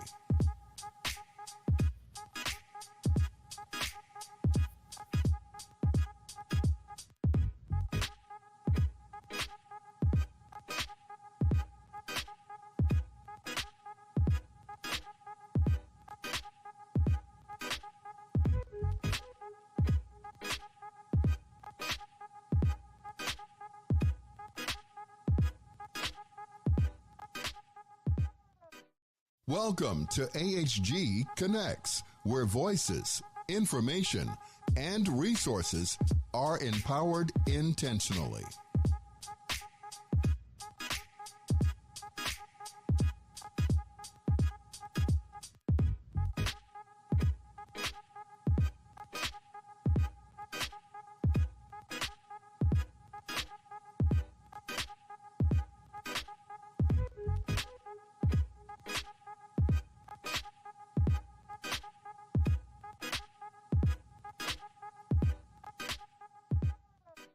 Welcome to AHG Connects, where voices, information, and resources are empowered intentionally.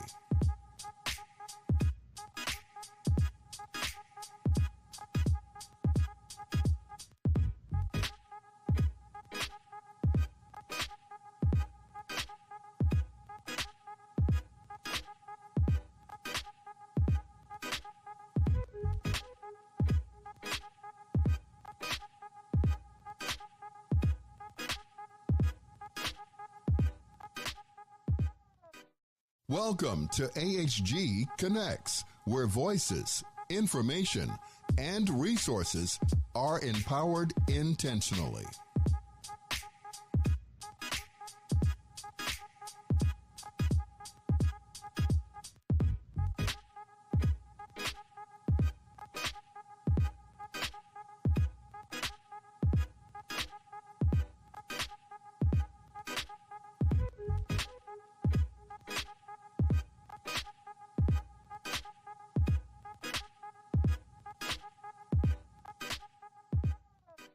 Welcome to AHG Connects, where voices, information, and resources are empowered intentionally.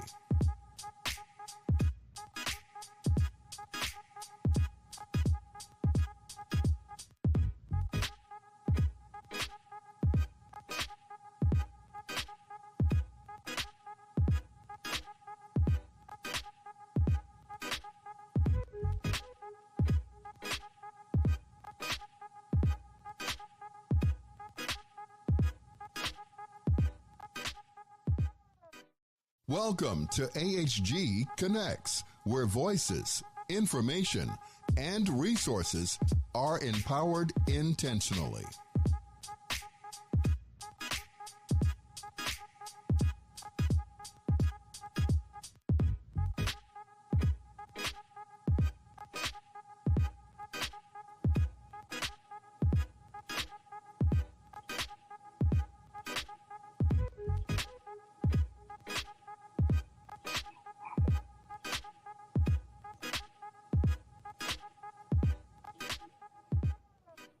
Welcome to AHG Connects, where voices, information, and resources are empowered intentionally.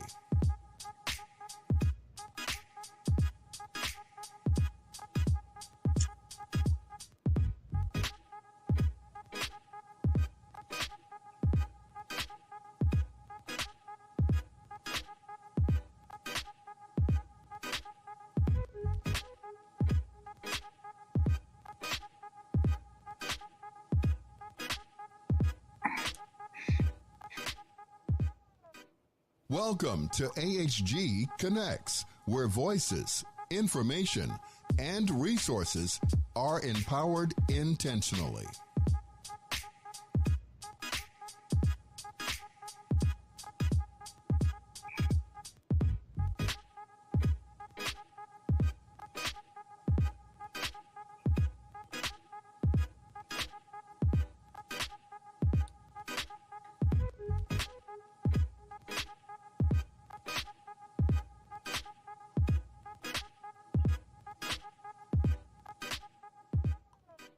Welcome to AHG Connects, where voices, information, and resources are empowered intentionally. Okay. Mm-hmm.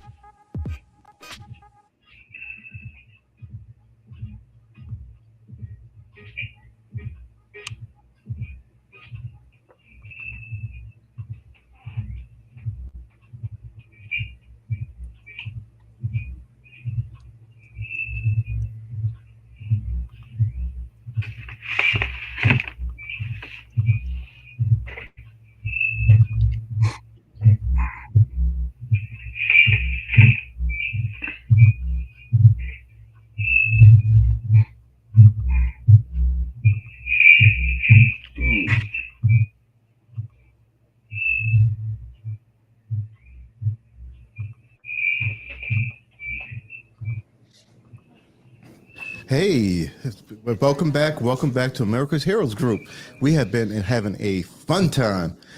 Congressman Davis and Clyburn have piqued our interest and have motivated us to keep going forward. And Lieutenant Gen Russel Honore told us, don't be stuck on stupid. So we got to go forward with the show. The gang's all here. We have no choice. And so I have two very, very distinguished people that I want to talk about. One is old as dirt because he knew me back when I first started joining the military, but I'll talk about him second. But the first one is our incredible person, Maurice Bridges Jr., and he's a senior master sergeant, U.S. Air Force, retired, and he's now serving as the Illinois Veteran of Foreign Wars State Commander. Incredible responsibility after serving 32 years and 11 months of military service to this nation, defending our freedom, defending our people, and now he's here working at home, helping our veterans and defending the people in his community.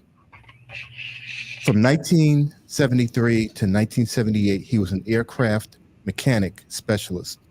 And from 1979 to 2006, he was the Illinois National Guard 126th Air Refueling Wing member. He served in Desert Storm and received the Southwest Asia Service Medal, a Global War on Terrorism Expeditionary Medal, an Air Force Command Medal, 1 Bronze Oak Leaf Cluster, Air Force Achievement Medal, 2 Bronze Oak Leaf Clusters, and an Air Force Meritorious Service Medal, 2 Bronze and Oak Leaf Clusters, and 1 Silver Oak Leaf Cluster. Also a Nuclear Deterrence Operations Service Medal. He's a Gold Legacy Life member of Scott VFW Post 4183 in Belleville, Illinois, and he has been a member there since 2001. He was awarded the State of Illinois Treasurer's Outstanding Commitment to Community Service Award in the year 2020, had a VFW Member of the Year 2019 to 2022, and a Military Order of the Cootie. He also is a life member of the VFW National Home for Children. And those of you who still have a heartbeat and had a young time in your life, he was at Rainbow doing the DJ thing back in the day on the beach. So he has deep, deep roots in our community and in our hearts. And if you ever moved your body, it was probably because he was putting the beat out there for you to move to. We also have Eugene Blackwell. He is a person that really have a lot of admiration for. He was he's currently employed at the National Acquisition Center at Hines VA Administration, negotiating prices for drugs for our veterans. And he is working with the federal agencies. He's a registered pharmacist with the VA for over 30 years. And also, he was in Operation Enduring Freedom in Afghanistan in 2008 to 2009, an advisor to the Afghan Corps surgeon. He retired honorably in 2014 as a colonel, full bird. And he also served as a platoon commander, battalion detachment commander, commander of the Health and Dental Clinic, and battalion commander. He joined the VFW Benjamin O. Davis Post 311, where he became the post commander and subsequently helped increasing levels of responsibility at the district level, culminating in district commander. He now serves as the VFW Illinois Senior Vice Commander, being elected in 2024, and serves under Maurice Bridges, and he will become the commander in the subsequent year. He also is a member of the Alpha Phi Alpha Theta Mu Lambda chapter. He was the past president and the chair of the Theta Mu Lambda Charitable Foundation that's raised over $250,000 for high school graduates pursuing higher education. He also, as Maurice does, work with the homes for children's that we all contribute to in the VFW Post. And then also his wife is Maddie Blackwell. He has 3 adult children and 3 grandchildren. He has a slew of medals that you have to go. We're going to be putting their biographies on our line too, so you can see and read them in more depth. But let's just say this, the 2 of them had distinguished careers. They are icons, American icons, that have served your nation, have kept protected while you were sleeping. You didn't even know they were functioning when they were doing things for you. So, you know, as General Honore was mentioning earlier, go out and vote. Don't put what they did to waste. Get up and do your part. It's a simple thing to do. So make sure you do that. But with that, I'm going to turn it over to Maurice to tell us about the VFW and the future of what the VFW is doing in Illinois, and then Eugene Blackwell, Colonel Blackwell as well. So I'm going to turn it over to you, Commander. Okay, well, first of all, I want to say good evening, and it's an honor to be here with the American Heroes Group. And I would like to say to Mr. Cliff Kelley, thank you for your service. And I've listened to you for many years, WVON.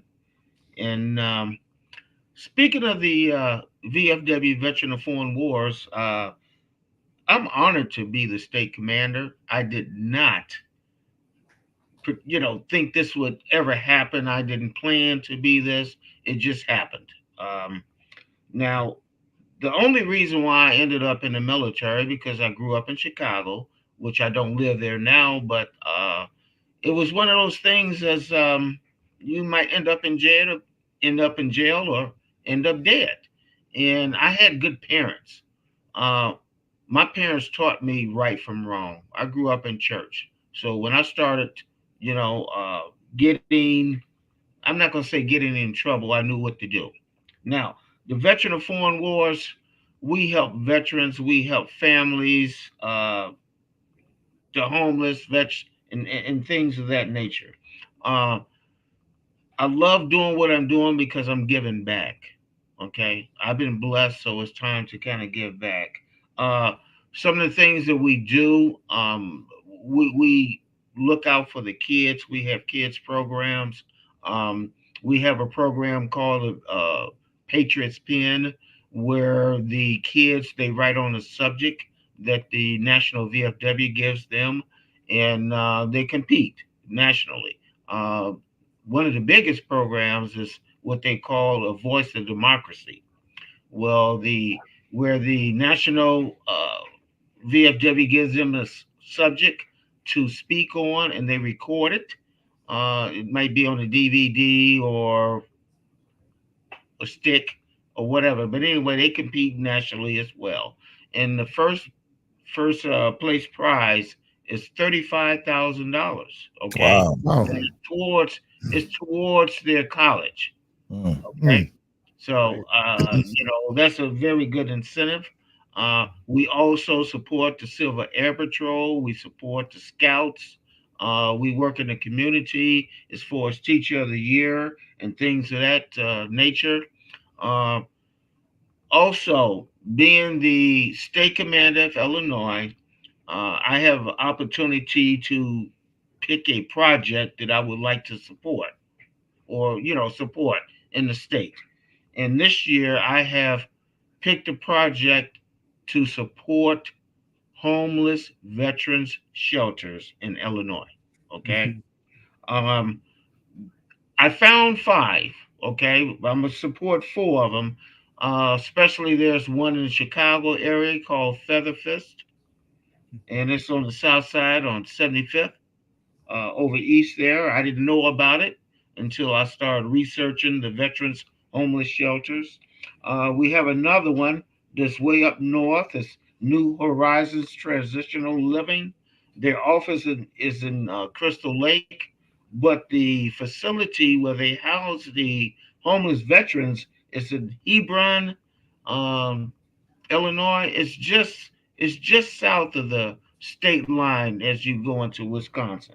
Uh, what really, I guess you could say, got me to look at that one because it was a motel. It was an old motel where they turned into a homeless veteran shelter.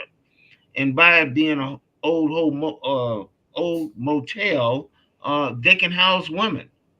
There's not too many women veteran shelters in the state of Illinois. So that is a big need.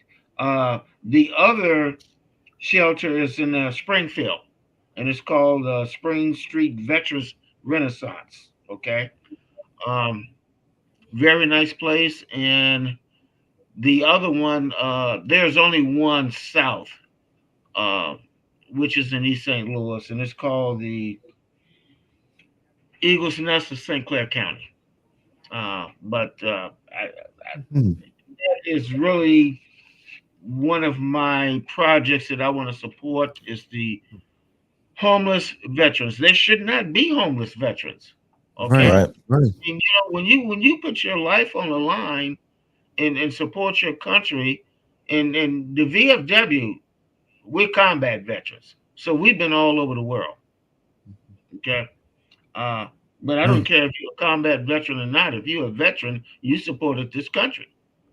That's right. So Yeah. we Yeah. Yeah. not, you know.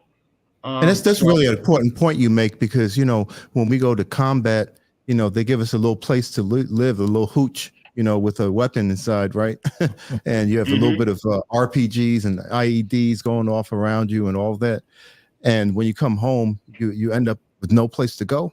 There's something wrong with that. That's just fundamentally something wrong with that. But what can veterans do to help, or what can people do in the general population? Because these are your veterans who saved your life, that preserve your peace, that allow you to go to sleep. People are so unappreciative. I've been to 23 countries over time with the military, and people here are so unappreciative of everything they have. They have to complain about everything. I have ice cream, but I don't have enough strawberry ice cream in my cone, right? And the idea that you just have a cone is a good thing. So we what can people do in the general population? What can veterans do to help support this?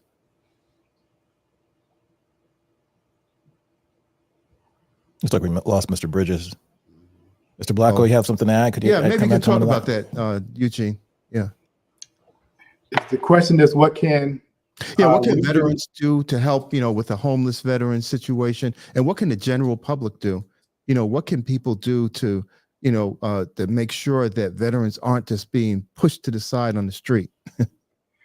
Well, a lot of people, outside, they support veterans. When I go through airports, or when I go through restaurants, I always get thank you for your service. I believe that a lot of the things that the homeless veterans don't have is visibility. They need people to support them, and they need the legislator to support them and to make sure that they get their benefits. That's one of the things the VFW does as a whole. We try to ensure that our veterans either know about their benefits, and if they know about it, that they are receiving them, all that they would do. They earn these benefits, by serving over in combat. So that's what I think people can do. Yeah. I think also, Mr. Blackwell, that's a really important point, because a lot of times when veterans serve, when I came out of the military, I had no idea what my benefits were.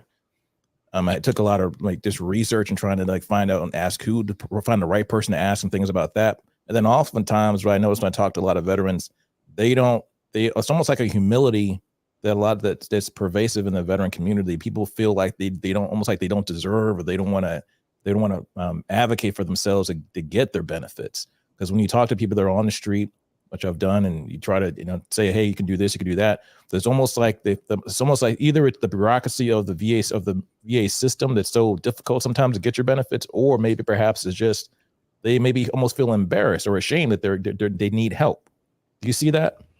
Yeah. So one of the things we advocate for is that when soldiers return from combat,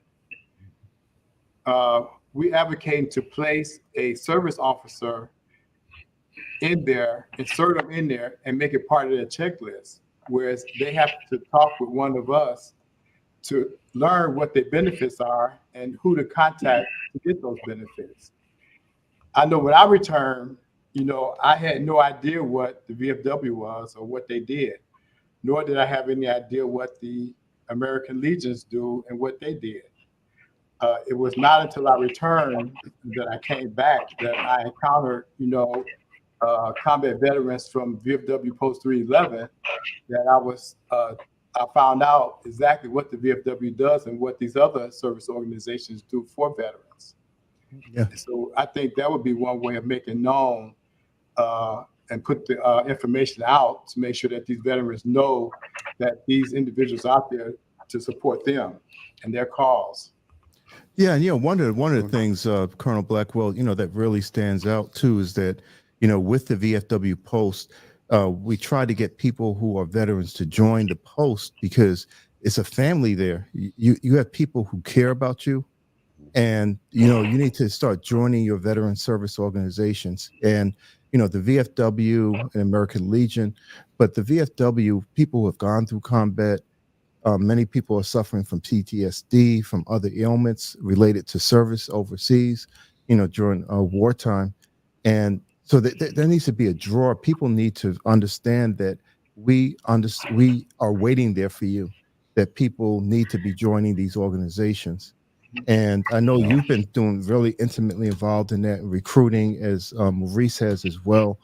But what do you say to a veteran that has not joined us yet? I'll start with Maurice and then Eugene.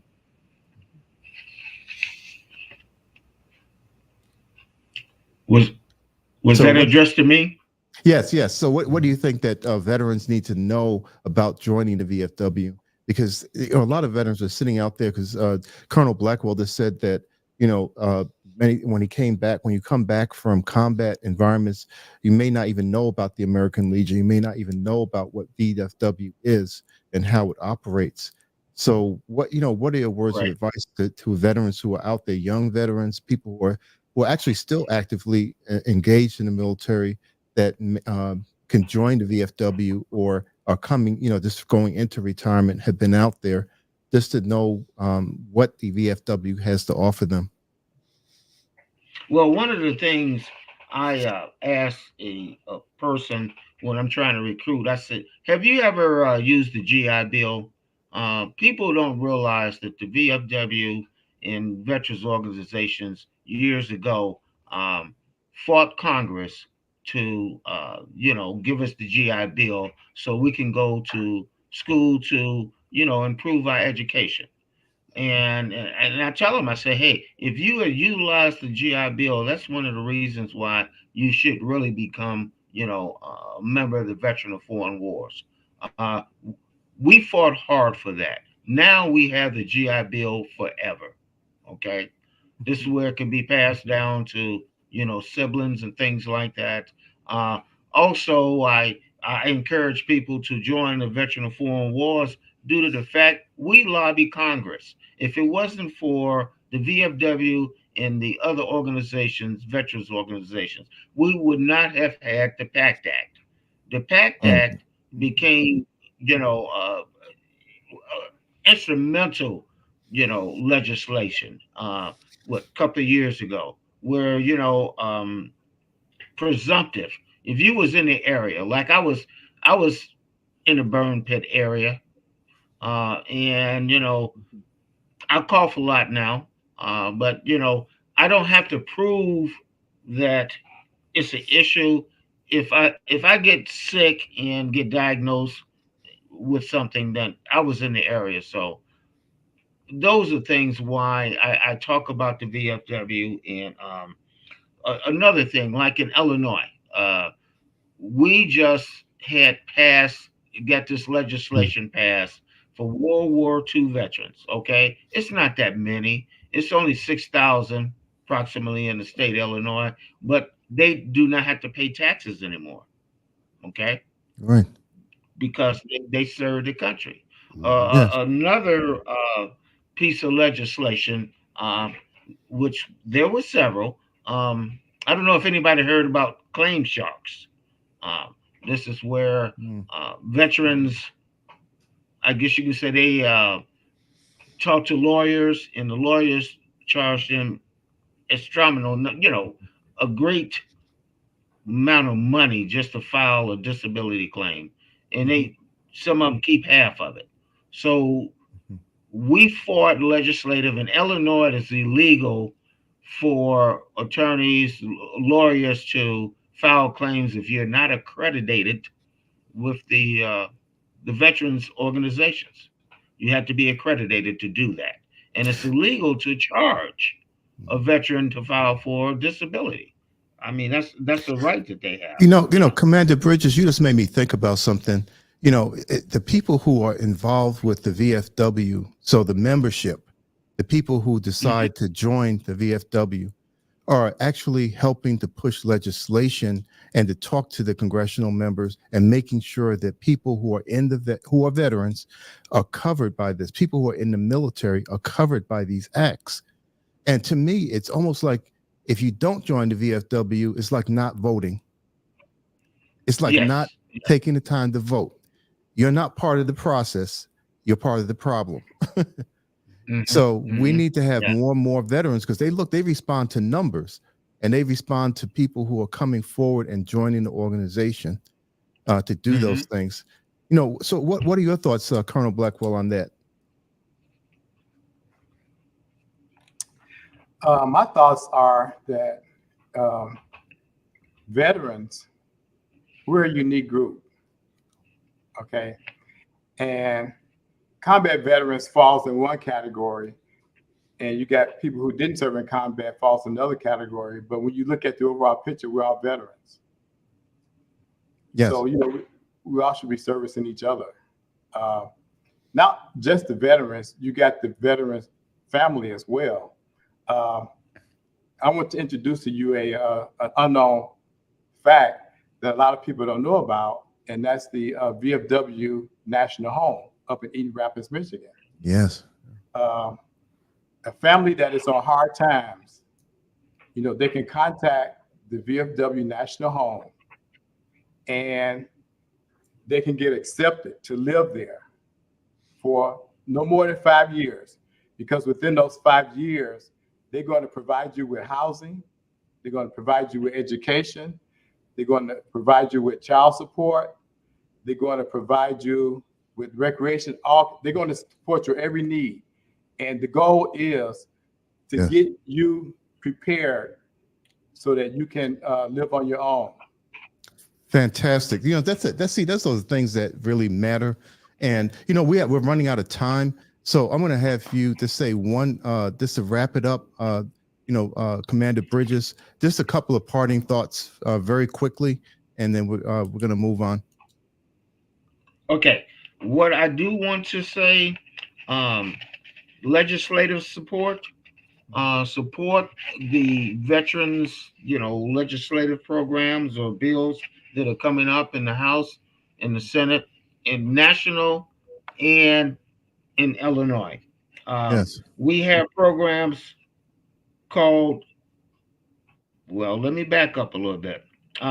Witness slips. Okay. A witness slip is where it goes out to everyone. You could lobby your legislative person, fill out a witness slip, and tell them how you feel. Oh, great. And I'll leave it like that. Oh, great. Thank you very much. Okay, so we're going to cut away. Go and please stay with us. America's Heroes Group is going on. We still have 2 and powerful shows coming up. But thank you again, Commander Bridges and Colonel Blackwell, Senior Vice Commander Blackwell. Where voices, information, and resources are empowered intentionally.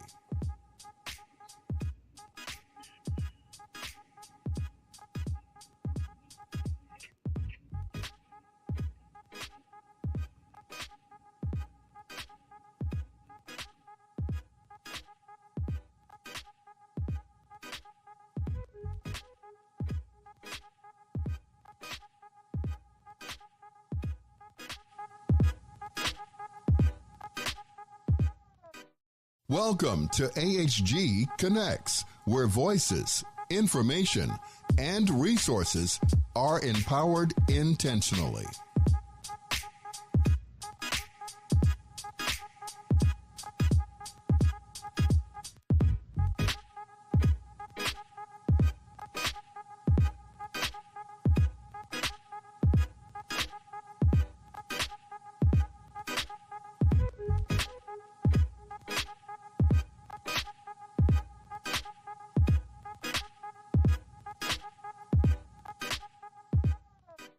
Welcome to AHG Connects, where voices, information, and resources are empowered intentionally.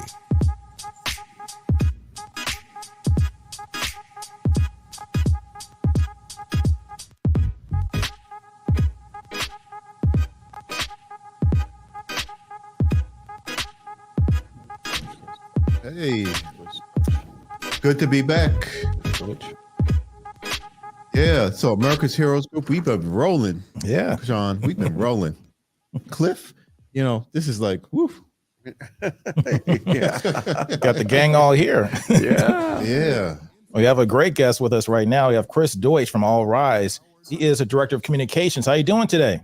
I'm doing really well. Thanks so much for the opportunity to be with you all today.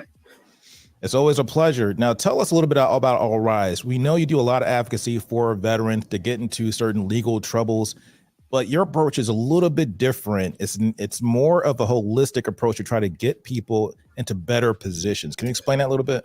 Yeah, absolutely. So All Rise is the name of our organization. We're a 501c3 nonprofit. We were formerly, up until last year, for about 30 years, we were known as the National Association of Drug Court Professionals. We really worked to expand treatment courts. And some of your listeners may be familiar with treatment courts, others may not. A treatment court is an alternative to incarceration for an individual who's before the courts facing charges really stemming from a substance use or mental health disorder. Back in 2010, I had the privilege to help launch a division called Justice for Vets, which was focused exclusively on treatment courts for veterans. So if a veteran comes before the courts, they're facing really serious charges and they meet a clinical need for treatment, be it substance use or mental health disorder, we get them into what's called a veterans treatment court, where they're going to receive that treatment, but they're also going to get connected to their VA benefits that they've earned, connected to veteran service organizations like the VFW, who you just featured, and others, and really given the tools to put their lives back together and go on to be productive citizens. So we help train and establish treatment courts. There's about 4,000 of these programs across the country now. And at any given moment, there's about 150,000 people being served in these programs. So it's a really growing movement, and it's a real departure from the idea of punishment first. It really focuses on accountability coupled with treatment and compassion. And I like the key word you mentioned, accountability, because a lot of people miss that point. They think that people have to have maybe a negative connotation towards, patting somebody on the back or trying to baby a person who's done something wrong, or maybe made a mishap or mistake. First off, you guys don't really handle or take clients that are do really violent, terrible things. Like, you're not taking on people who are committing murder or violent crimes. You're doing things. Describe some of the types of infractions that people do that might need a little bit of help. And then also talk about the success, because that's one of the key things that people don't realize is that this is much more successful and cheaper than this typical regular roundabout incarceration. You're so right about that. So, treatment courts have really proven their worth. They've proven that they work, and we understand a lot more now about who should be in these programs. And typically, these are folks who have long criminal histories. They have long histories of substance use and mental health disorders. So they've been in and out of the system many, many, many times. And throwing them in jail hasn't made them better, although it has cost taxpayers a great deal. Throwing them on probation without treatment hasn't made them better. What they need is structure and accountability in the form of having to confront these issues head on through treatment. And that's not an easy thing to do. I mean, I've met with hundreds of treatment court alumni who say it was easy to go sit in the jail cell and know that I was going to get out and continue doing what I was doing. What was hard, what held me accountable, was having to go to treatment and confront these issues and unravel some of my trauma and start to address it.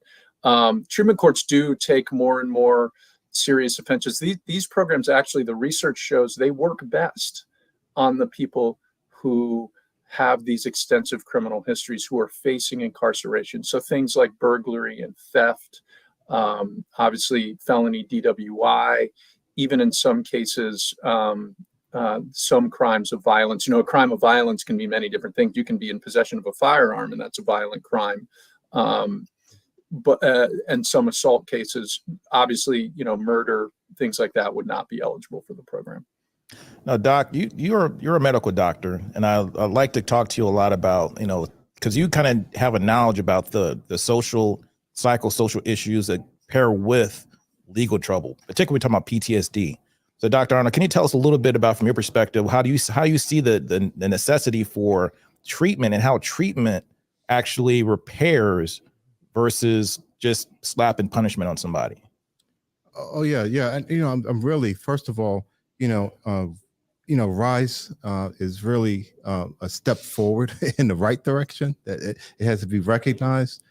And if you have something that is successful and you're having success stories about, and it's not just benefiting that individuals, benefiting society in general, because you're returning someone to a functional level where they can contribute to society. And plus, as you were mentioning, the tax money and doing something stupid over and over again is not going to get us anywhere. So, and these are people who served the country honorably and may have gotten involved with drugs. But, when they were able to pick up a weapon, it was no problem for you to send them overseas. Mm-hmm. But when they pick up a drug, now we just drop them, right? We just abandon them. We can't do that. And so through proper treatment, there are addictions that are involved in this as well, that are not just, you have physical dependency, you can have psychosocial dependency, that there are a lot of ways that this has to be addressed. And the reason why people are saying, you could throw me in a jail cell, as you were mentioning, and not worry, and say, oh, then I get out and I do the same thing over and over again. But treatment, I have to confront those demons, those issues that are destroying my life, that are taking me away from my family, my children. Many of these people have children. They have spouses. They have parents. They have people that they are connected to in the community. They are affected too. And for us to throw them aside, now we're looking at things like buprenorphine and, different interventions with, psychopharmacology and all of that. But you still need that social support system. You need to be able to navigate things in a proper way in order for them to get the effective treatment. So we do have some answers, but it has to be part of a complete package. Mm-hmm. Yeah, I think that's such an important point. These programs are intense, and they usually last between 12, 18, sometimes 24 months. And sometimes people say, well, boy, that's a really long time. That's a lot of resources. Well, it takes a long time to put back a life that's been shattered by decades of substance use or mental health disorders. So just as you mentioned, you've got to triage the addiction issue, get people stabilized, get them into treatment, but then you've got to start looking at all of the other things that are going on in their life. What does their housing look like? What is their employment prospects? What's going on with their family and family reunification? And so some of the research that's come out about treatment courts has really highlighted that they don't only save money in the long run and reduce crime, but they actually improve employment, family functioning, housing stability, because these programs pull in all these resources from the community and really get people connected. And they really look at an individual basis. What does this one person before us need? What's holding them back, or what's going to be a barrier to their recovery? And let's address that as a team. And so you are absolutely correct. It's really got to be a holistic approach to properly serve folks and make sure they're set up for success when they complete the program and are back in their community and with their families. Chris, you also have, you do a conference every year, is that correct? Yeah, that's right. We have RISE, our annual conference. And this past May, we were in Anaheim for RISE 24, and we had 7,300 justice and treatment professionals come together for 4 days, where they learned all about the latest research and best practices. It just and a number of them, by the way, from Illinois. Really remarkable to see that many dedicated folks who just believe that we can do better, and by working together and combining public health and public safety, we can really save lives. And so, judges, prosecutors, defense attorneys, case managers, probation, law enforcement, treatment, clinicians, they all were at this conference with the same goal, to learn more and to go back to their communities and save lives. So it was a really special event. And my favorite part of it was interacting with treatment court alumni, many of whom are now back working in the courts as peer support specialists and in other ways, and to hear their stories and to see them thrive professionally.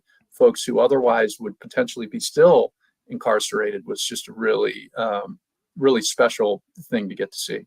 And that to me is amazing. Because it almost reminds me of like a military style approach to solving a problem, because you're not repeating the same thing that doesn't work. Right. You know what I'm saying? Because that's one of the first things you're taught, think like a soldier. If you're doing something that's not working, you got to change your strategy. Got to do it. You got to change your battle plan. Right. So, and then when you move into an area and you are successful in that particular area or that field of operation, then what do you end up start doing? Sometimes you start bringing in people into your arena. You start building your force. Your force gets bigger because you're being successful. Mm-hmm. So now you started with 5 guys. Now you got 10. Now you got 15 guys. Mm-hmm. When I hear these numbers on your conference, I'm hearing success. Is what I'm hearing. Mm-hmm. Now, my one quick question though, before do you see a difference in different parts of the country? Is your program more accepted, or your philosophy more accepted in certain parts of the country and not others, or is it equally kind of a successful thing all across the board? Where do you get pushback? No, it's really interesting that you asked that, because in some ways the answer is a little counterintuitive. Treatment courts have a really broad appeal, a bipartisan appeal. We have as many treatment courts in conservative states as we do in blue states. And I think one of the reasons for that is, no matter how you approach this issue around justice and justice reform, whether it's from a fiscal responsibility perspective, or maybe even the idea of redemption and the idea that people can redeem themselves, or from just the humanity's sake that people deserve to be treated with dignity and respect. However you approach it, this model works and it checks those boxes. So we are one of those rare programs where there is general agreement across political lines that this is a good approach. Do we get pushback here and there? Sure. Sometimes part of what has to go into establishing these programs is going out in the community and just educating folks on what this is and what it's all about. It's not a get out of jail free. It's not just a pat on the back. It's rigorous and it works. And usually if people aren't on board when they start hearing about, it's also very cost effective and will actually save money in the long run, that sometimes gets their attention as well. So we're really fortunate that there's broad support for this. And I think, in this country, it's very easy to be skeptical of the current state of the justice system, and there's a lot of reasons to be.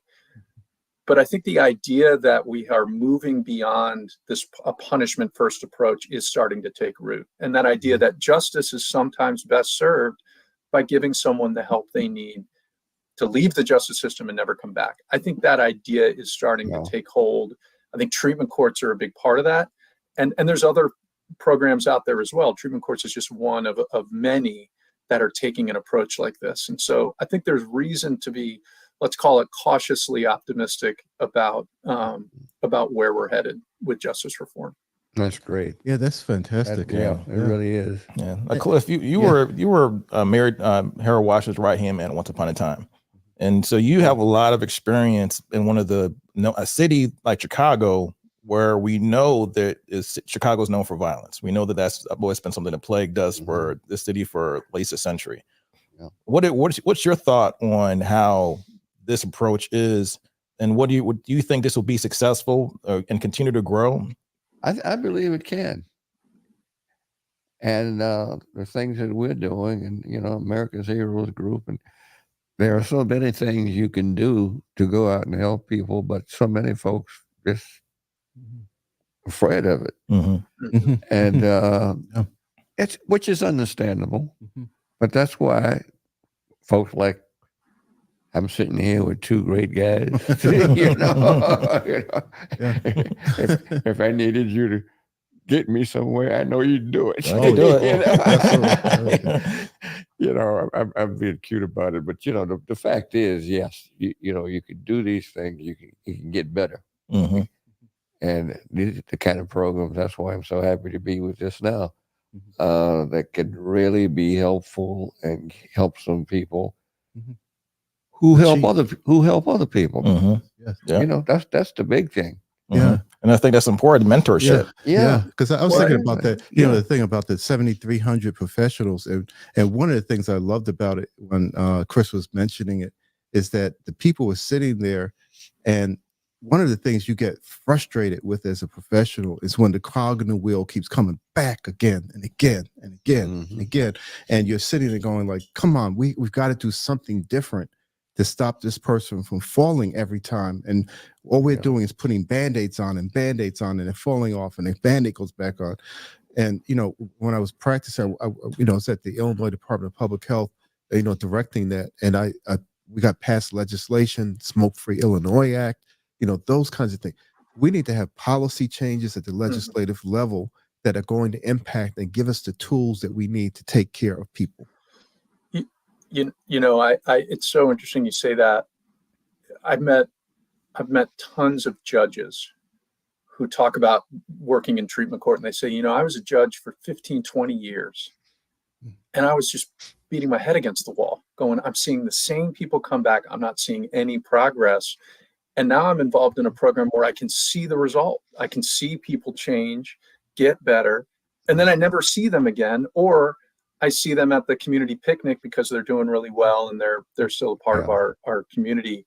And the other thing, just going, obviously the issue of gun violence is complicated and multi-layered, but there is something to be said for treating people, even people who are involved in the justice system, with dignity and respect. Yes. And, I was at our RISE conference, I was talking with a young lady who went through the program. She said, I went into that courtroom and I knew what was going to happen. I'd been in court. They were going to look at me, they were going to punish me, and I was going to be out the door and in a jail cell. And instead, the judge looked at her. He said, we're here to help you.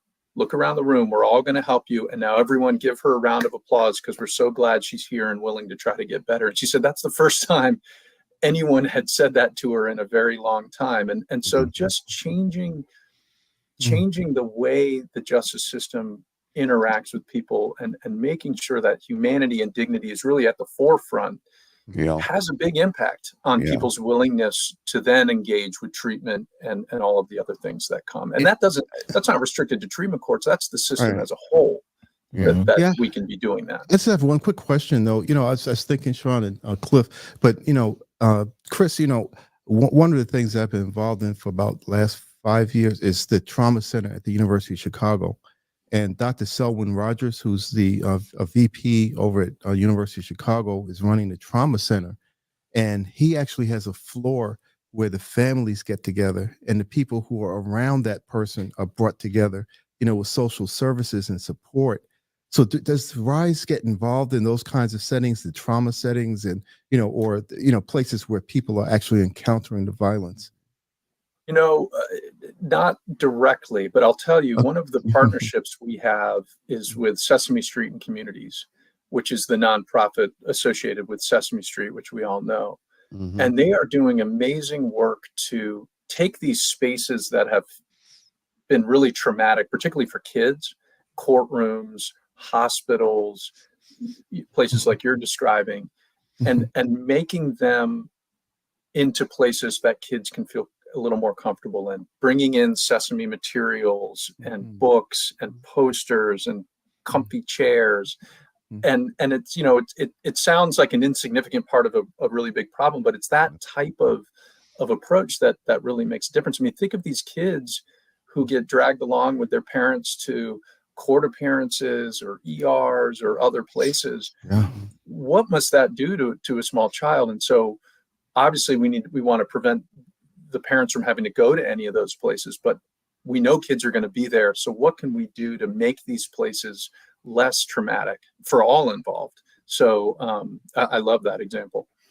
Now tell us more about the mentorship aspect of it, because I think that's one of the key things from what I see, what I've read about your program. It seems like the mentorship aspect is the thing that kind of pushes you over the top. That's the thing that kind of is one of the key elements of your success.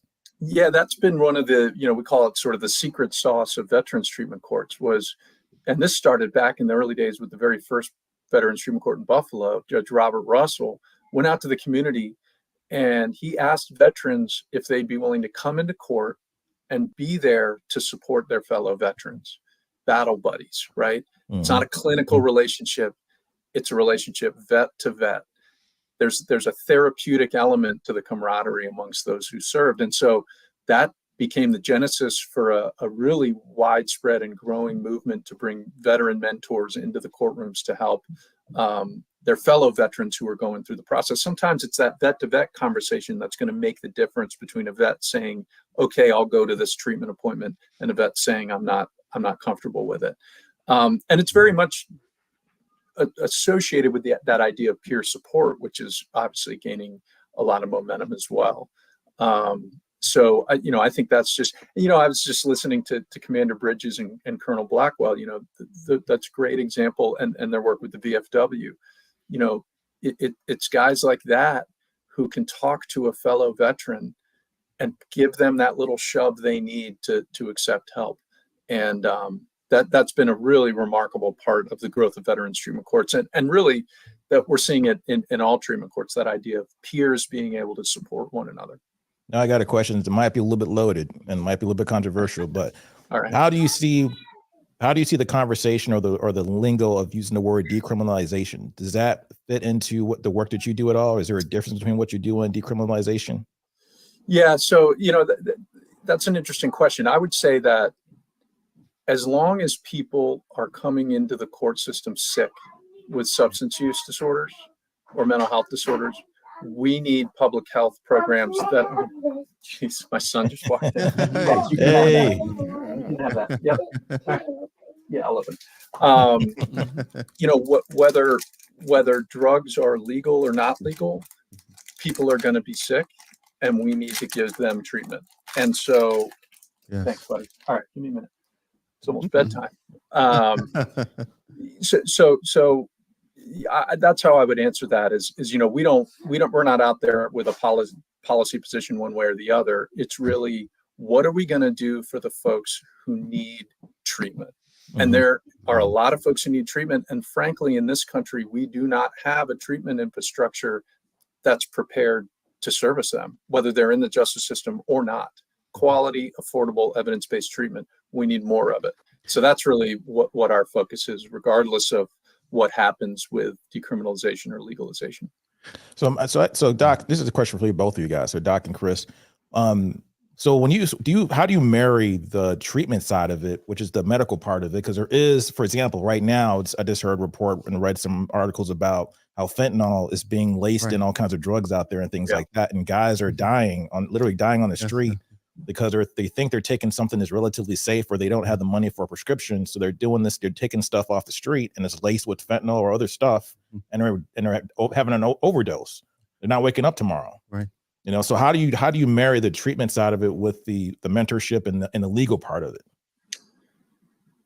Well, you know, one of the things I want to just to mention, you know, because I was thinking about fentanyl, you know, as you were sort of posing the question, and that's even a heightened reason why this program needs to be supported, because the risk of death has gone up tremendously, and we're seeing numbers now where more people have died from fentanyl overdoses in this country than Vietnam, Gulf War, OIF combined, right? Wow. And it's particularly hitting the veteran community, which is the worst part. Yeah. Hitting veterans, but hitting our entire society. Yeah.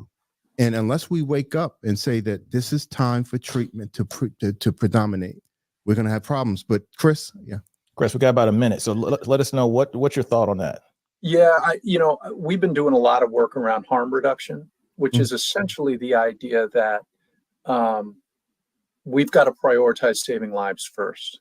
So if that means helping people with test kits to make sure they're not about to ingest a deadly substance, everything, making sure we have overdose reversal drugs. A lot of treatment courts now are giving them out, Narcan, giving them out to participants or to their family members, saying, look, if something happens, you need to know how to use this. So I think more and more there's a role to play for things like harm reduction that really say we got to get folks into, treatment's important. We got to triage these folks. Most importantly, we got to keep them alive. We can't treat them. We can't save them if they're not alive. And so Chris, I'll give you the last word. I got to cut you off right there at the last word because we're running out of time. We got to come back and we can deep dive into this again and get more, because every time we come back, we get a little bit more deeper into the topic. And I really appreciate your time and the work that you're doing. Stay true, brother. Thank you. Great. It's America's Heroes Group. We'll be right back. Stay tuned. Wonderful job.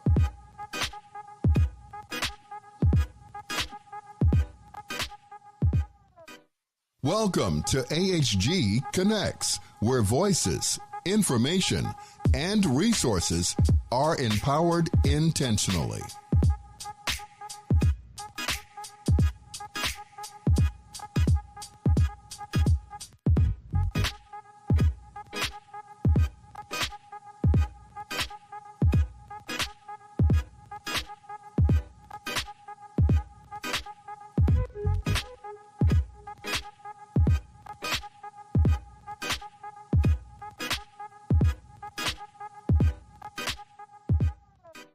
Welcome to AHG Connects, where voices, information, and resources are empowered intentionally.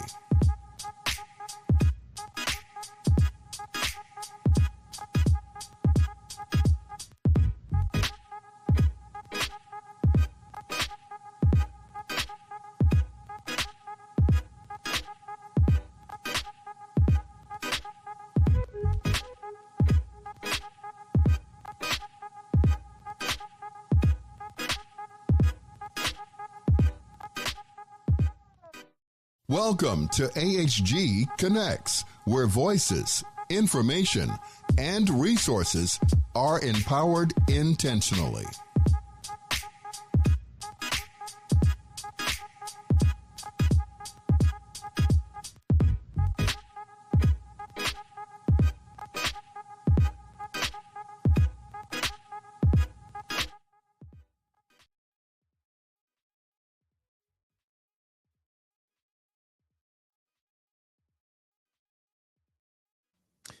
Welcome back. Welcome back to America's Heroes Group. PhD in the house. Yes, I am so super stoked about this new partnership with Jonathan Fink and Silicon Curtain. I can't even express how much.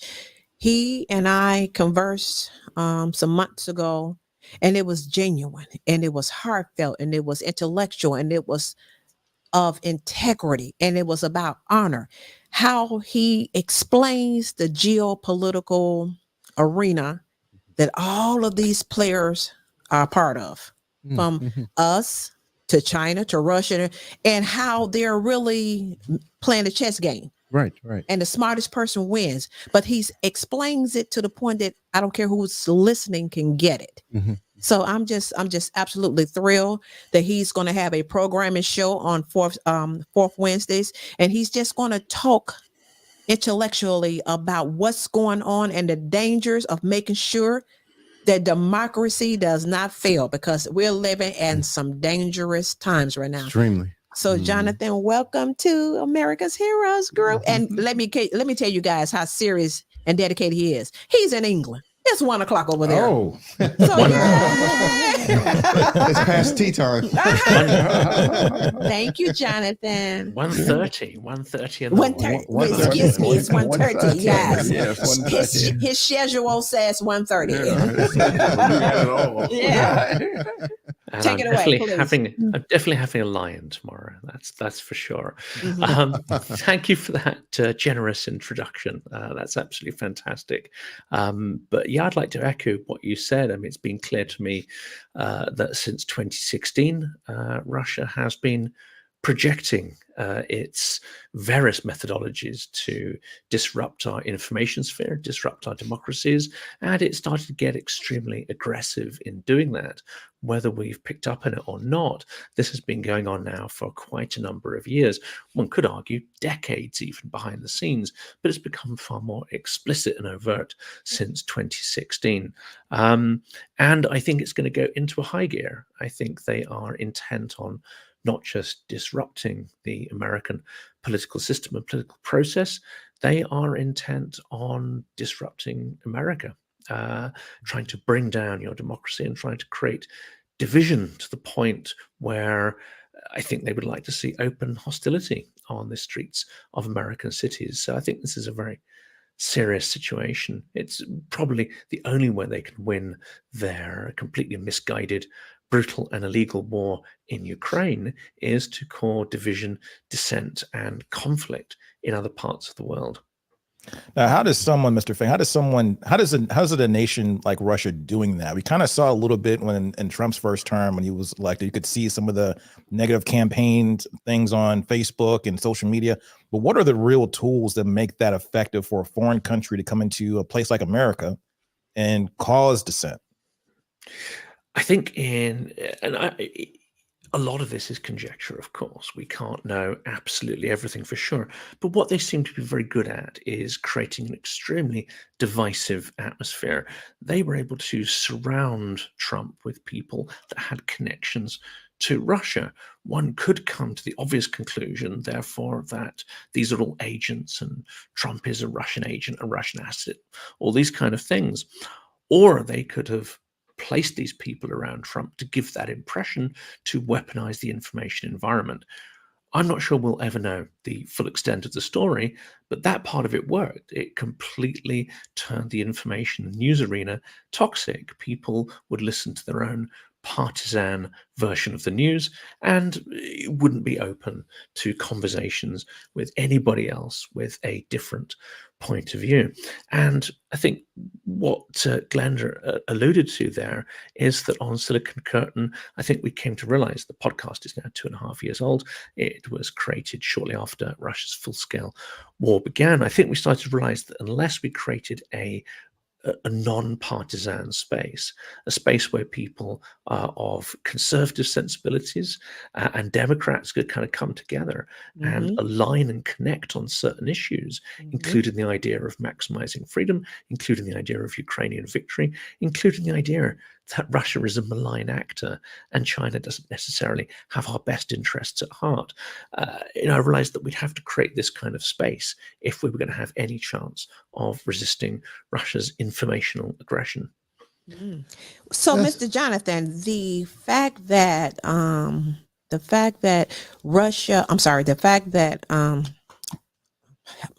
Russia and North Korea has now come together to solidify their partnership. How dangerous is this in this geopolitical arena? I mean, it's frightening. I mean, if you rewind 3 years and if you were to explain to someone what is going on now, they would scarcely believe you. That British Storm Shadows were used to take out the headquarters of the Russian Black Sea Fleet. I mean, that's just a mind-boggling thing that's occurred there. The idea that we're going to have F-16s, hopefully, above the skies in Ukraine. Well, we'll come to that in a minute as well. But the idea that all this would be going on, the idea that North Korean soldiers, thousands, if not maybe tens of thousands of them, would be fighting on the territory of Europe. And let's face it, I mean, we might think that Ukraine is far away from the center of Europe. It's absolutely not. It is Central Europe. It's a European country. It's a democracy. It's a vibrant and very innovative society with huge potential to develop further. The idea that soldiers from the most repressive, the most barbaric regime on earth would be on the territory of Europe, trying to push autocracy westwards, barely conceivable.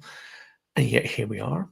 And it seems that in the mainstream media, these things very quickly become normalized. And that's one of the disturbing aspects of it.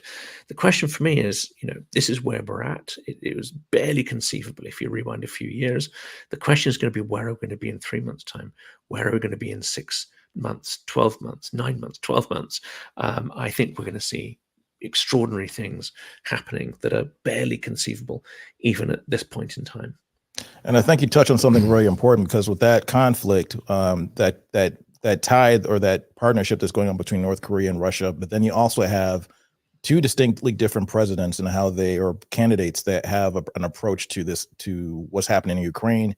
If Trump gets in office, what do you see from, I'll let you speak on that. What do you see his approach might be as opposed to, say, a Biden presidency, or even or another Democrat if it comes to that? So I've spoken to lots of people about this to try and not just, inject my own prejudices into it, because I'm going to be completely frank, as entertaining as he may be sometimes, Trump is exceedingly dangerous. The game show host, what do you He's also extremely fluent, more fluent when he's actually, putting out falsehoods, when he's lying. And he's a very convincing liar for certain people who are in a certain sort of, information space. So he has a kind of competency there, but it's quite a dangerous one. So I tried to speak to a lot of people so that I wasn't, injecting my prejudices into it. And there's a range of opinion. I mean, a lot of the things he says are repeating Russian propaganda narratives. There's no getting away from that. But people who are his supporters will say, well, one, they may not recognize those as Russian narratives, but even if they do, they'll say, yeah, he's just saying that. He won't really do it. He won't disband NATO. He won't do this. He won't cut off funding to Ukraine, because that'd be the wrong thing to do. And this is just posturing. So there's that point of view. There's a sort of pro-Trump people who make excuses for what he says. In his first time in office, it strikes me that he did an awful lot of what he said he would do. So I think we have to take him at his word. We have to listen, and as unserious as he can be, I think we have to take his words quite seriously. If we can pick those little little mozzarella balls out of the word salad that he tends to sort of throw out there. There are other people who will say, well, hang on a second, he might start off by thinking he can end the war, But if he can't end it in 48 hours, he's going to get upset. He's going to feel personally slighted if Putin in any way humiliates him, and that may well happen very quickly. Then he may swing 360 degrees and say, okay, screw it, let's just give Ukraine everything they need. And he might do something precipitous, which would just destroy Russia, a little bit in the way that he, launched that assassination of the Iranian general, when many people around would have said, look, that's extraordinary escalation, don't go there. And off he did, and he kind of went there and did it.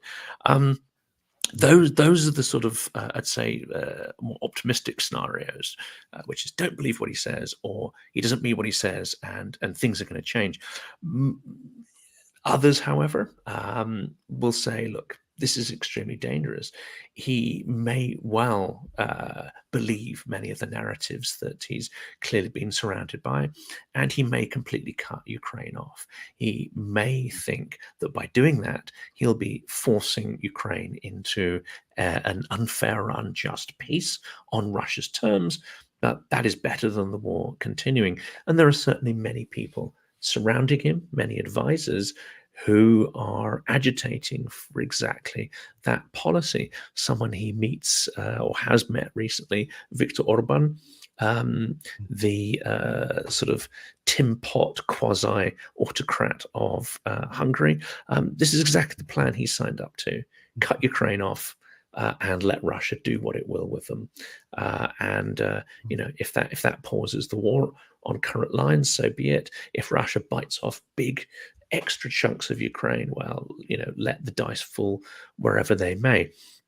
That is what I think the most likely scenario is. But as ever, Trump is not necessarily predictable. And we also know that his mind changes. His mind often changes depending on who is surrounding him. So that perhaps is the most important thing at the moment, is to say, okay, who is likely to be his team? Yeah. Is it going to be an adult? Because he was surrounded by some interesting and fairly serious people in the first term. Some of these suggested people that are going to be forming his government are rather less than serious. In fact, many of them seem to be deeply, deeply down various conspiratorial rabbit holes. Yes. Yeah. One thing I have a question about is you have Xi Jinping in China. You have Ilkum Jun in North Korea. You have multiple autocracies throughout the world, even in South America, right? And so they seem to be congealing to some degree, where they're forming a mindset of what they want to do with the world. But even China has actually lost its productivity. It's gone down. Its economy has declined. And it seems that democracies flourish more. And the people actually, are going to respond at some point. When Adolf Hitler came into power, I drew a parallel between him and Trump in some degree, because he was with the brown shirts. He went to the grassroots people and said, you are being, destroyed and you're being suppressed. And that's why we had to raise the Third Reich, right? And this is the kind of thing that I see it playing out here. And so, do you think that the economy and people's will to do better, to be more prosperous, is going to push? Because the people are saying we want more prosperity, and we thought we had that before, but they really didn't, if we really look at the numbers. So how do you see that balance working out? Well, that's a dangerous point, isn't it, when people have something and then are at risk of losing it? And I think in China, that could cause some serious problems. In Russia, the standard of living was better for many people in the larger cities before Putin started his military adventures.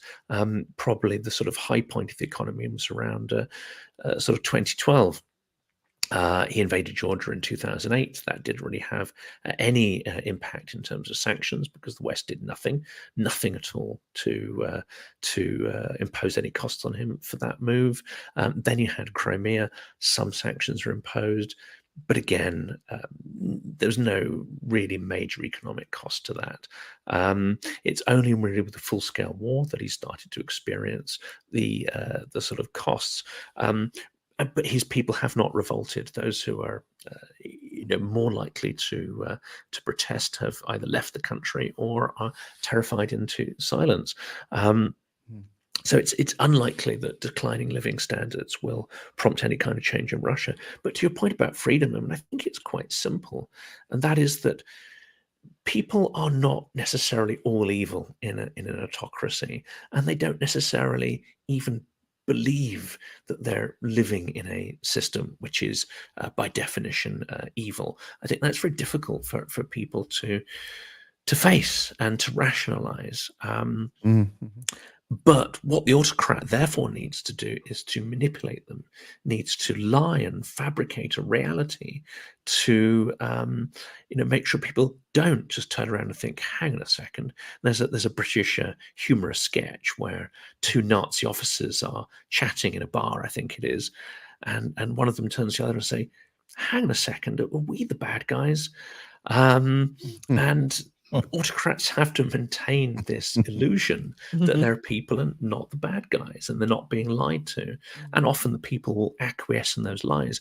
The trouble is, when that system of lying becomes endemic, it means that people who acquiesce to lies get promoted in that system, and people who challenge lies don't. It's very much, I think, speaking to Mick Ryan, and I think Ben Hodges has made this point very forcefully on the channel, is that you need a feedback loop. If things are going wrong, if there's mistakes, you need to be able to express that and pass that up the command chain, because otherwise those mistakes will carry on being repeated. In an autocracy, every level of society starts to systematically lie and systematically create falsehoods, because telling truth to power means you lose your job, your car, your house, your privileges, all that kind of stuff. Absolutely. If you extrapolate that out across an entire economy, it's going to become, one, very inefficient.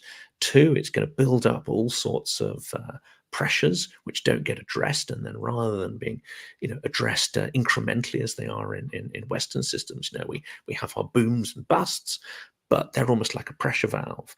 You don't have that in autocracy. It all comes out in one horrible kind of oozy, pussy kind of mess. But also it stifles innovation. I think your point there was incredibly apt there.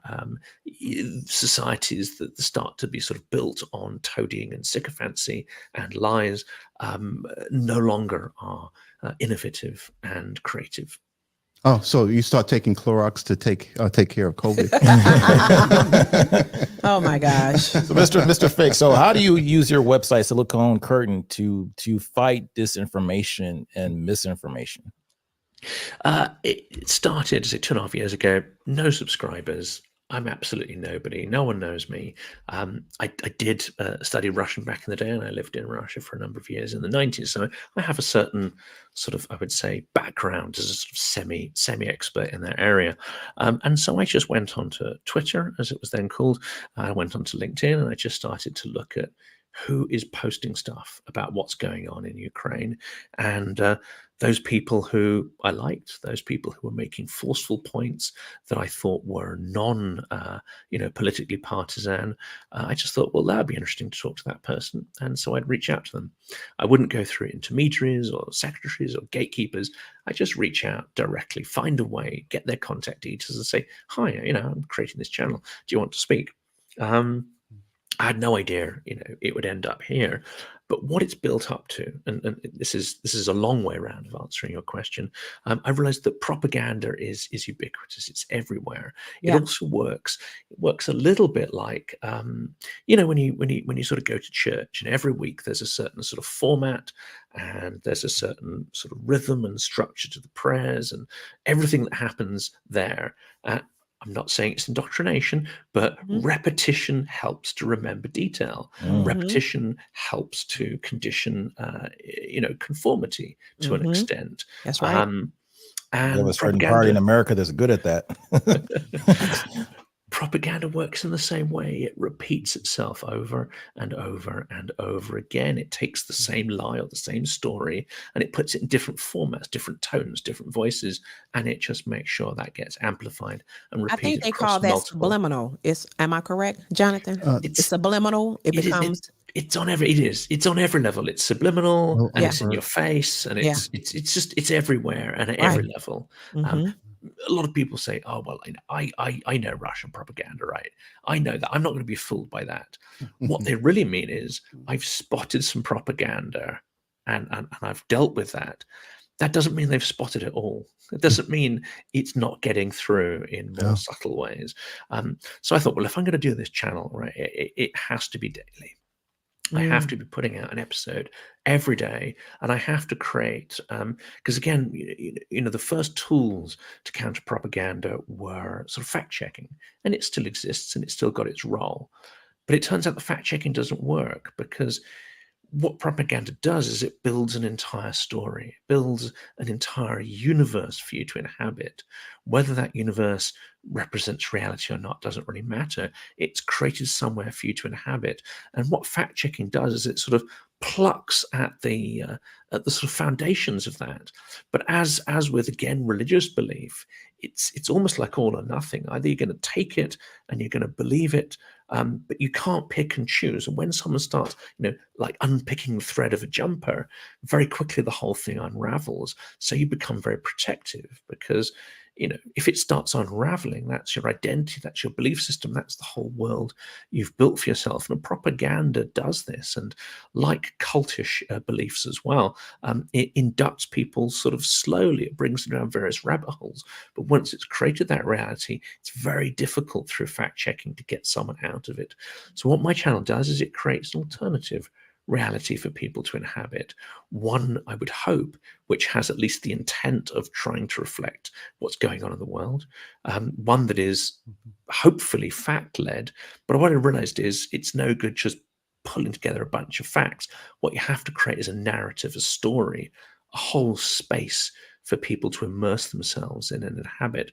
And I get comments from quite a few of my audience and so on. About 35% of the audience is actually US based. And we've got UK, Australia, Northern Europe, Baltics, etc. Quite a few Ukrainians tune in. So it's incredibly important, I think, that we've got this big US segment. And a lot of people write and say, oh, you know what, I just, I go out jogging every morning, I go cycling or whatever, and I just put the podcast on and it's now part of my routine. Well, this is ideal for me because I've created a world for them to inhabit, and it counters that alternative world of made up toxic stuff which Russia is trying to surround people with. But not only Russia, America, because I'm finding so many people are tired of the rhetoric over here because it has become very negative and extremely dangerous if you disagree with how they believe and who they want to support. And so people they don't feel the freedom anymore to express themselves politically in a intellectual conversation of, okay, we're going to disagree on how we're going to disagree and let it be civil. It's really dangerous now to tell people what you're thinking politically. It really is. And this is America. And we pulled out of NATO, and we pulled out of the climate change accord, right? And so we're back in that, so Biden actually put us back on that stream. So what do you think the narrative needs to be, collective narrative for NATO and for the climate accord? Because right now we're seeing 120 degrees in Arizona. We're seeing a heat wave across. We're seeing we're going to go to 53 hurricanes instead of the normal 8 we have. In this climate season, and we haven't even started the climate season, which usually goes in August. So we're way ahead of the schedule. So those things are things that people are going to have to wake up to because it's causing deaths. It's causing destruction. And unless we change the course of that, we have leadership right now in power, globally that are doing things that are going to destroy humanity if we don't act and we don't have the right narrative or the correct cultural perspective or place that you're talking about building. It's a tricky one, isn't it? But I think we come back to this idea of innovation. What we need to get through what's going to be, I think, a difficult century is we need societies to be resilient. We need them, broad populations, to be able to understand digital information and think critically about it. And we need people to be able to engage in debates that, as you say, are non-partisan, because that will create the foundation for innovation. And it's my belief that looking at Ukraine provides an extraordinary example of this. Their government, for a long time, has been relatively dysfunctional. Their administration, their bureaucracy is sort of quite slow and clunky. It's changing, but Ukrainians are very resourceful people, and they look at their government and they think, yeah, that's fine. It's going to change at its own pace, but it's not going to solve these problems. So what do Ukrainians do? Well, they band together. They created a very vibrant civil society. They've created an extraordinarily vibrant tech sector, and they've taken innovation into their own hands.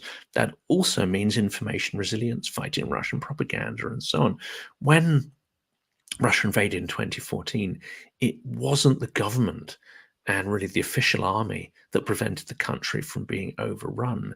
It was because what had happened is Russia had put its, Russia's puppet ruler was in charge, and he'd fleeced the army. They'd actually sold off the equipment. They'd stolen it, sold it off legally and illegally. They'd wound it all down. There were no uniforms, no equipment, no medical supplies, no organization. Absolute disaster. So people stepped in. They went to the front. They crowdsourced weapons and equipment. Actually, a big factor, and I know the US has only just legalized support for Azov. Right. One of the first groups was football hooligans. What, Jonathan? I hate to jump in, and we're running out of time. So so I am so thrilled and so appreciative that you have trusted us with your platform, and you will be joining our show on fourth Wednesdays. So we're going to just really we're just going to really let it out there and let people listen and decide for themselves intellectually. This is some stuff here, and we need to listen to it. So welcome aboard. Thank you. I'm looking forward to it. So am I. I've been to England. I love it. I love the country. I love the tea. I love the people. It's been great. Thank you so much. Appreciate you, Jonathan. Cheers. Cheers. So what a magnificent relaunch show. Dr. Arnold, Sean, Cliff, we are still one. So happy that we have this opportunity, and I praise God for this blessing, for allowing this platform to grow and expand so we can allow people like Jonathan and others to come and have a voice on a platform that's fair, that's about information and resources, that's balanced, impartial, because what we want to do is make a difference by how? Educating and connecting you to resources and information that you need. So welcome aboard Wednesdays from 5 to 8 p.m. America's Heroes Group. Yes, Sean's Thank show you is to all next the people Wednesday. watching and sending us comments and downloading. You've been great partners for us as well. Yes. America's Heroes Group.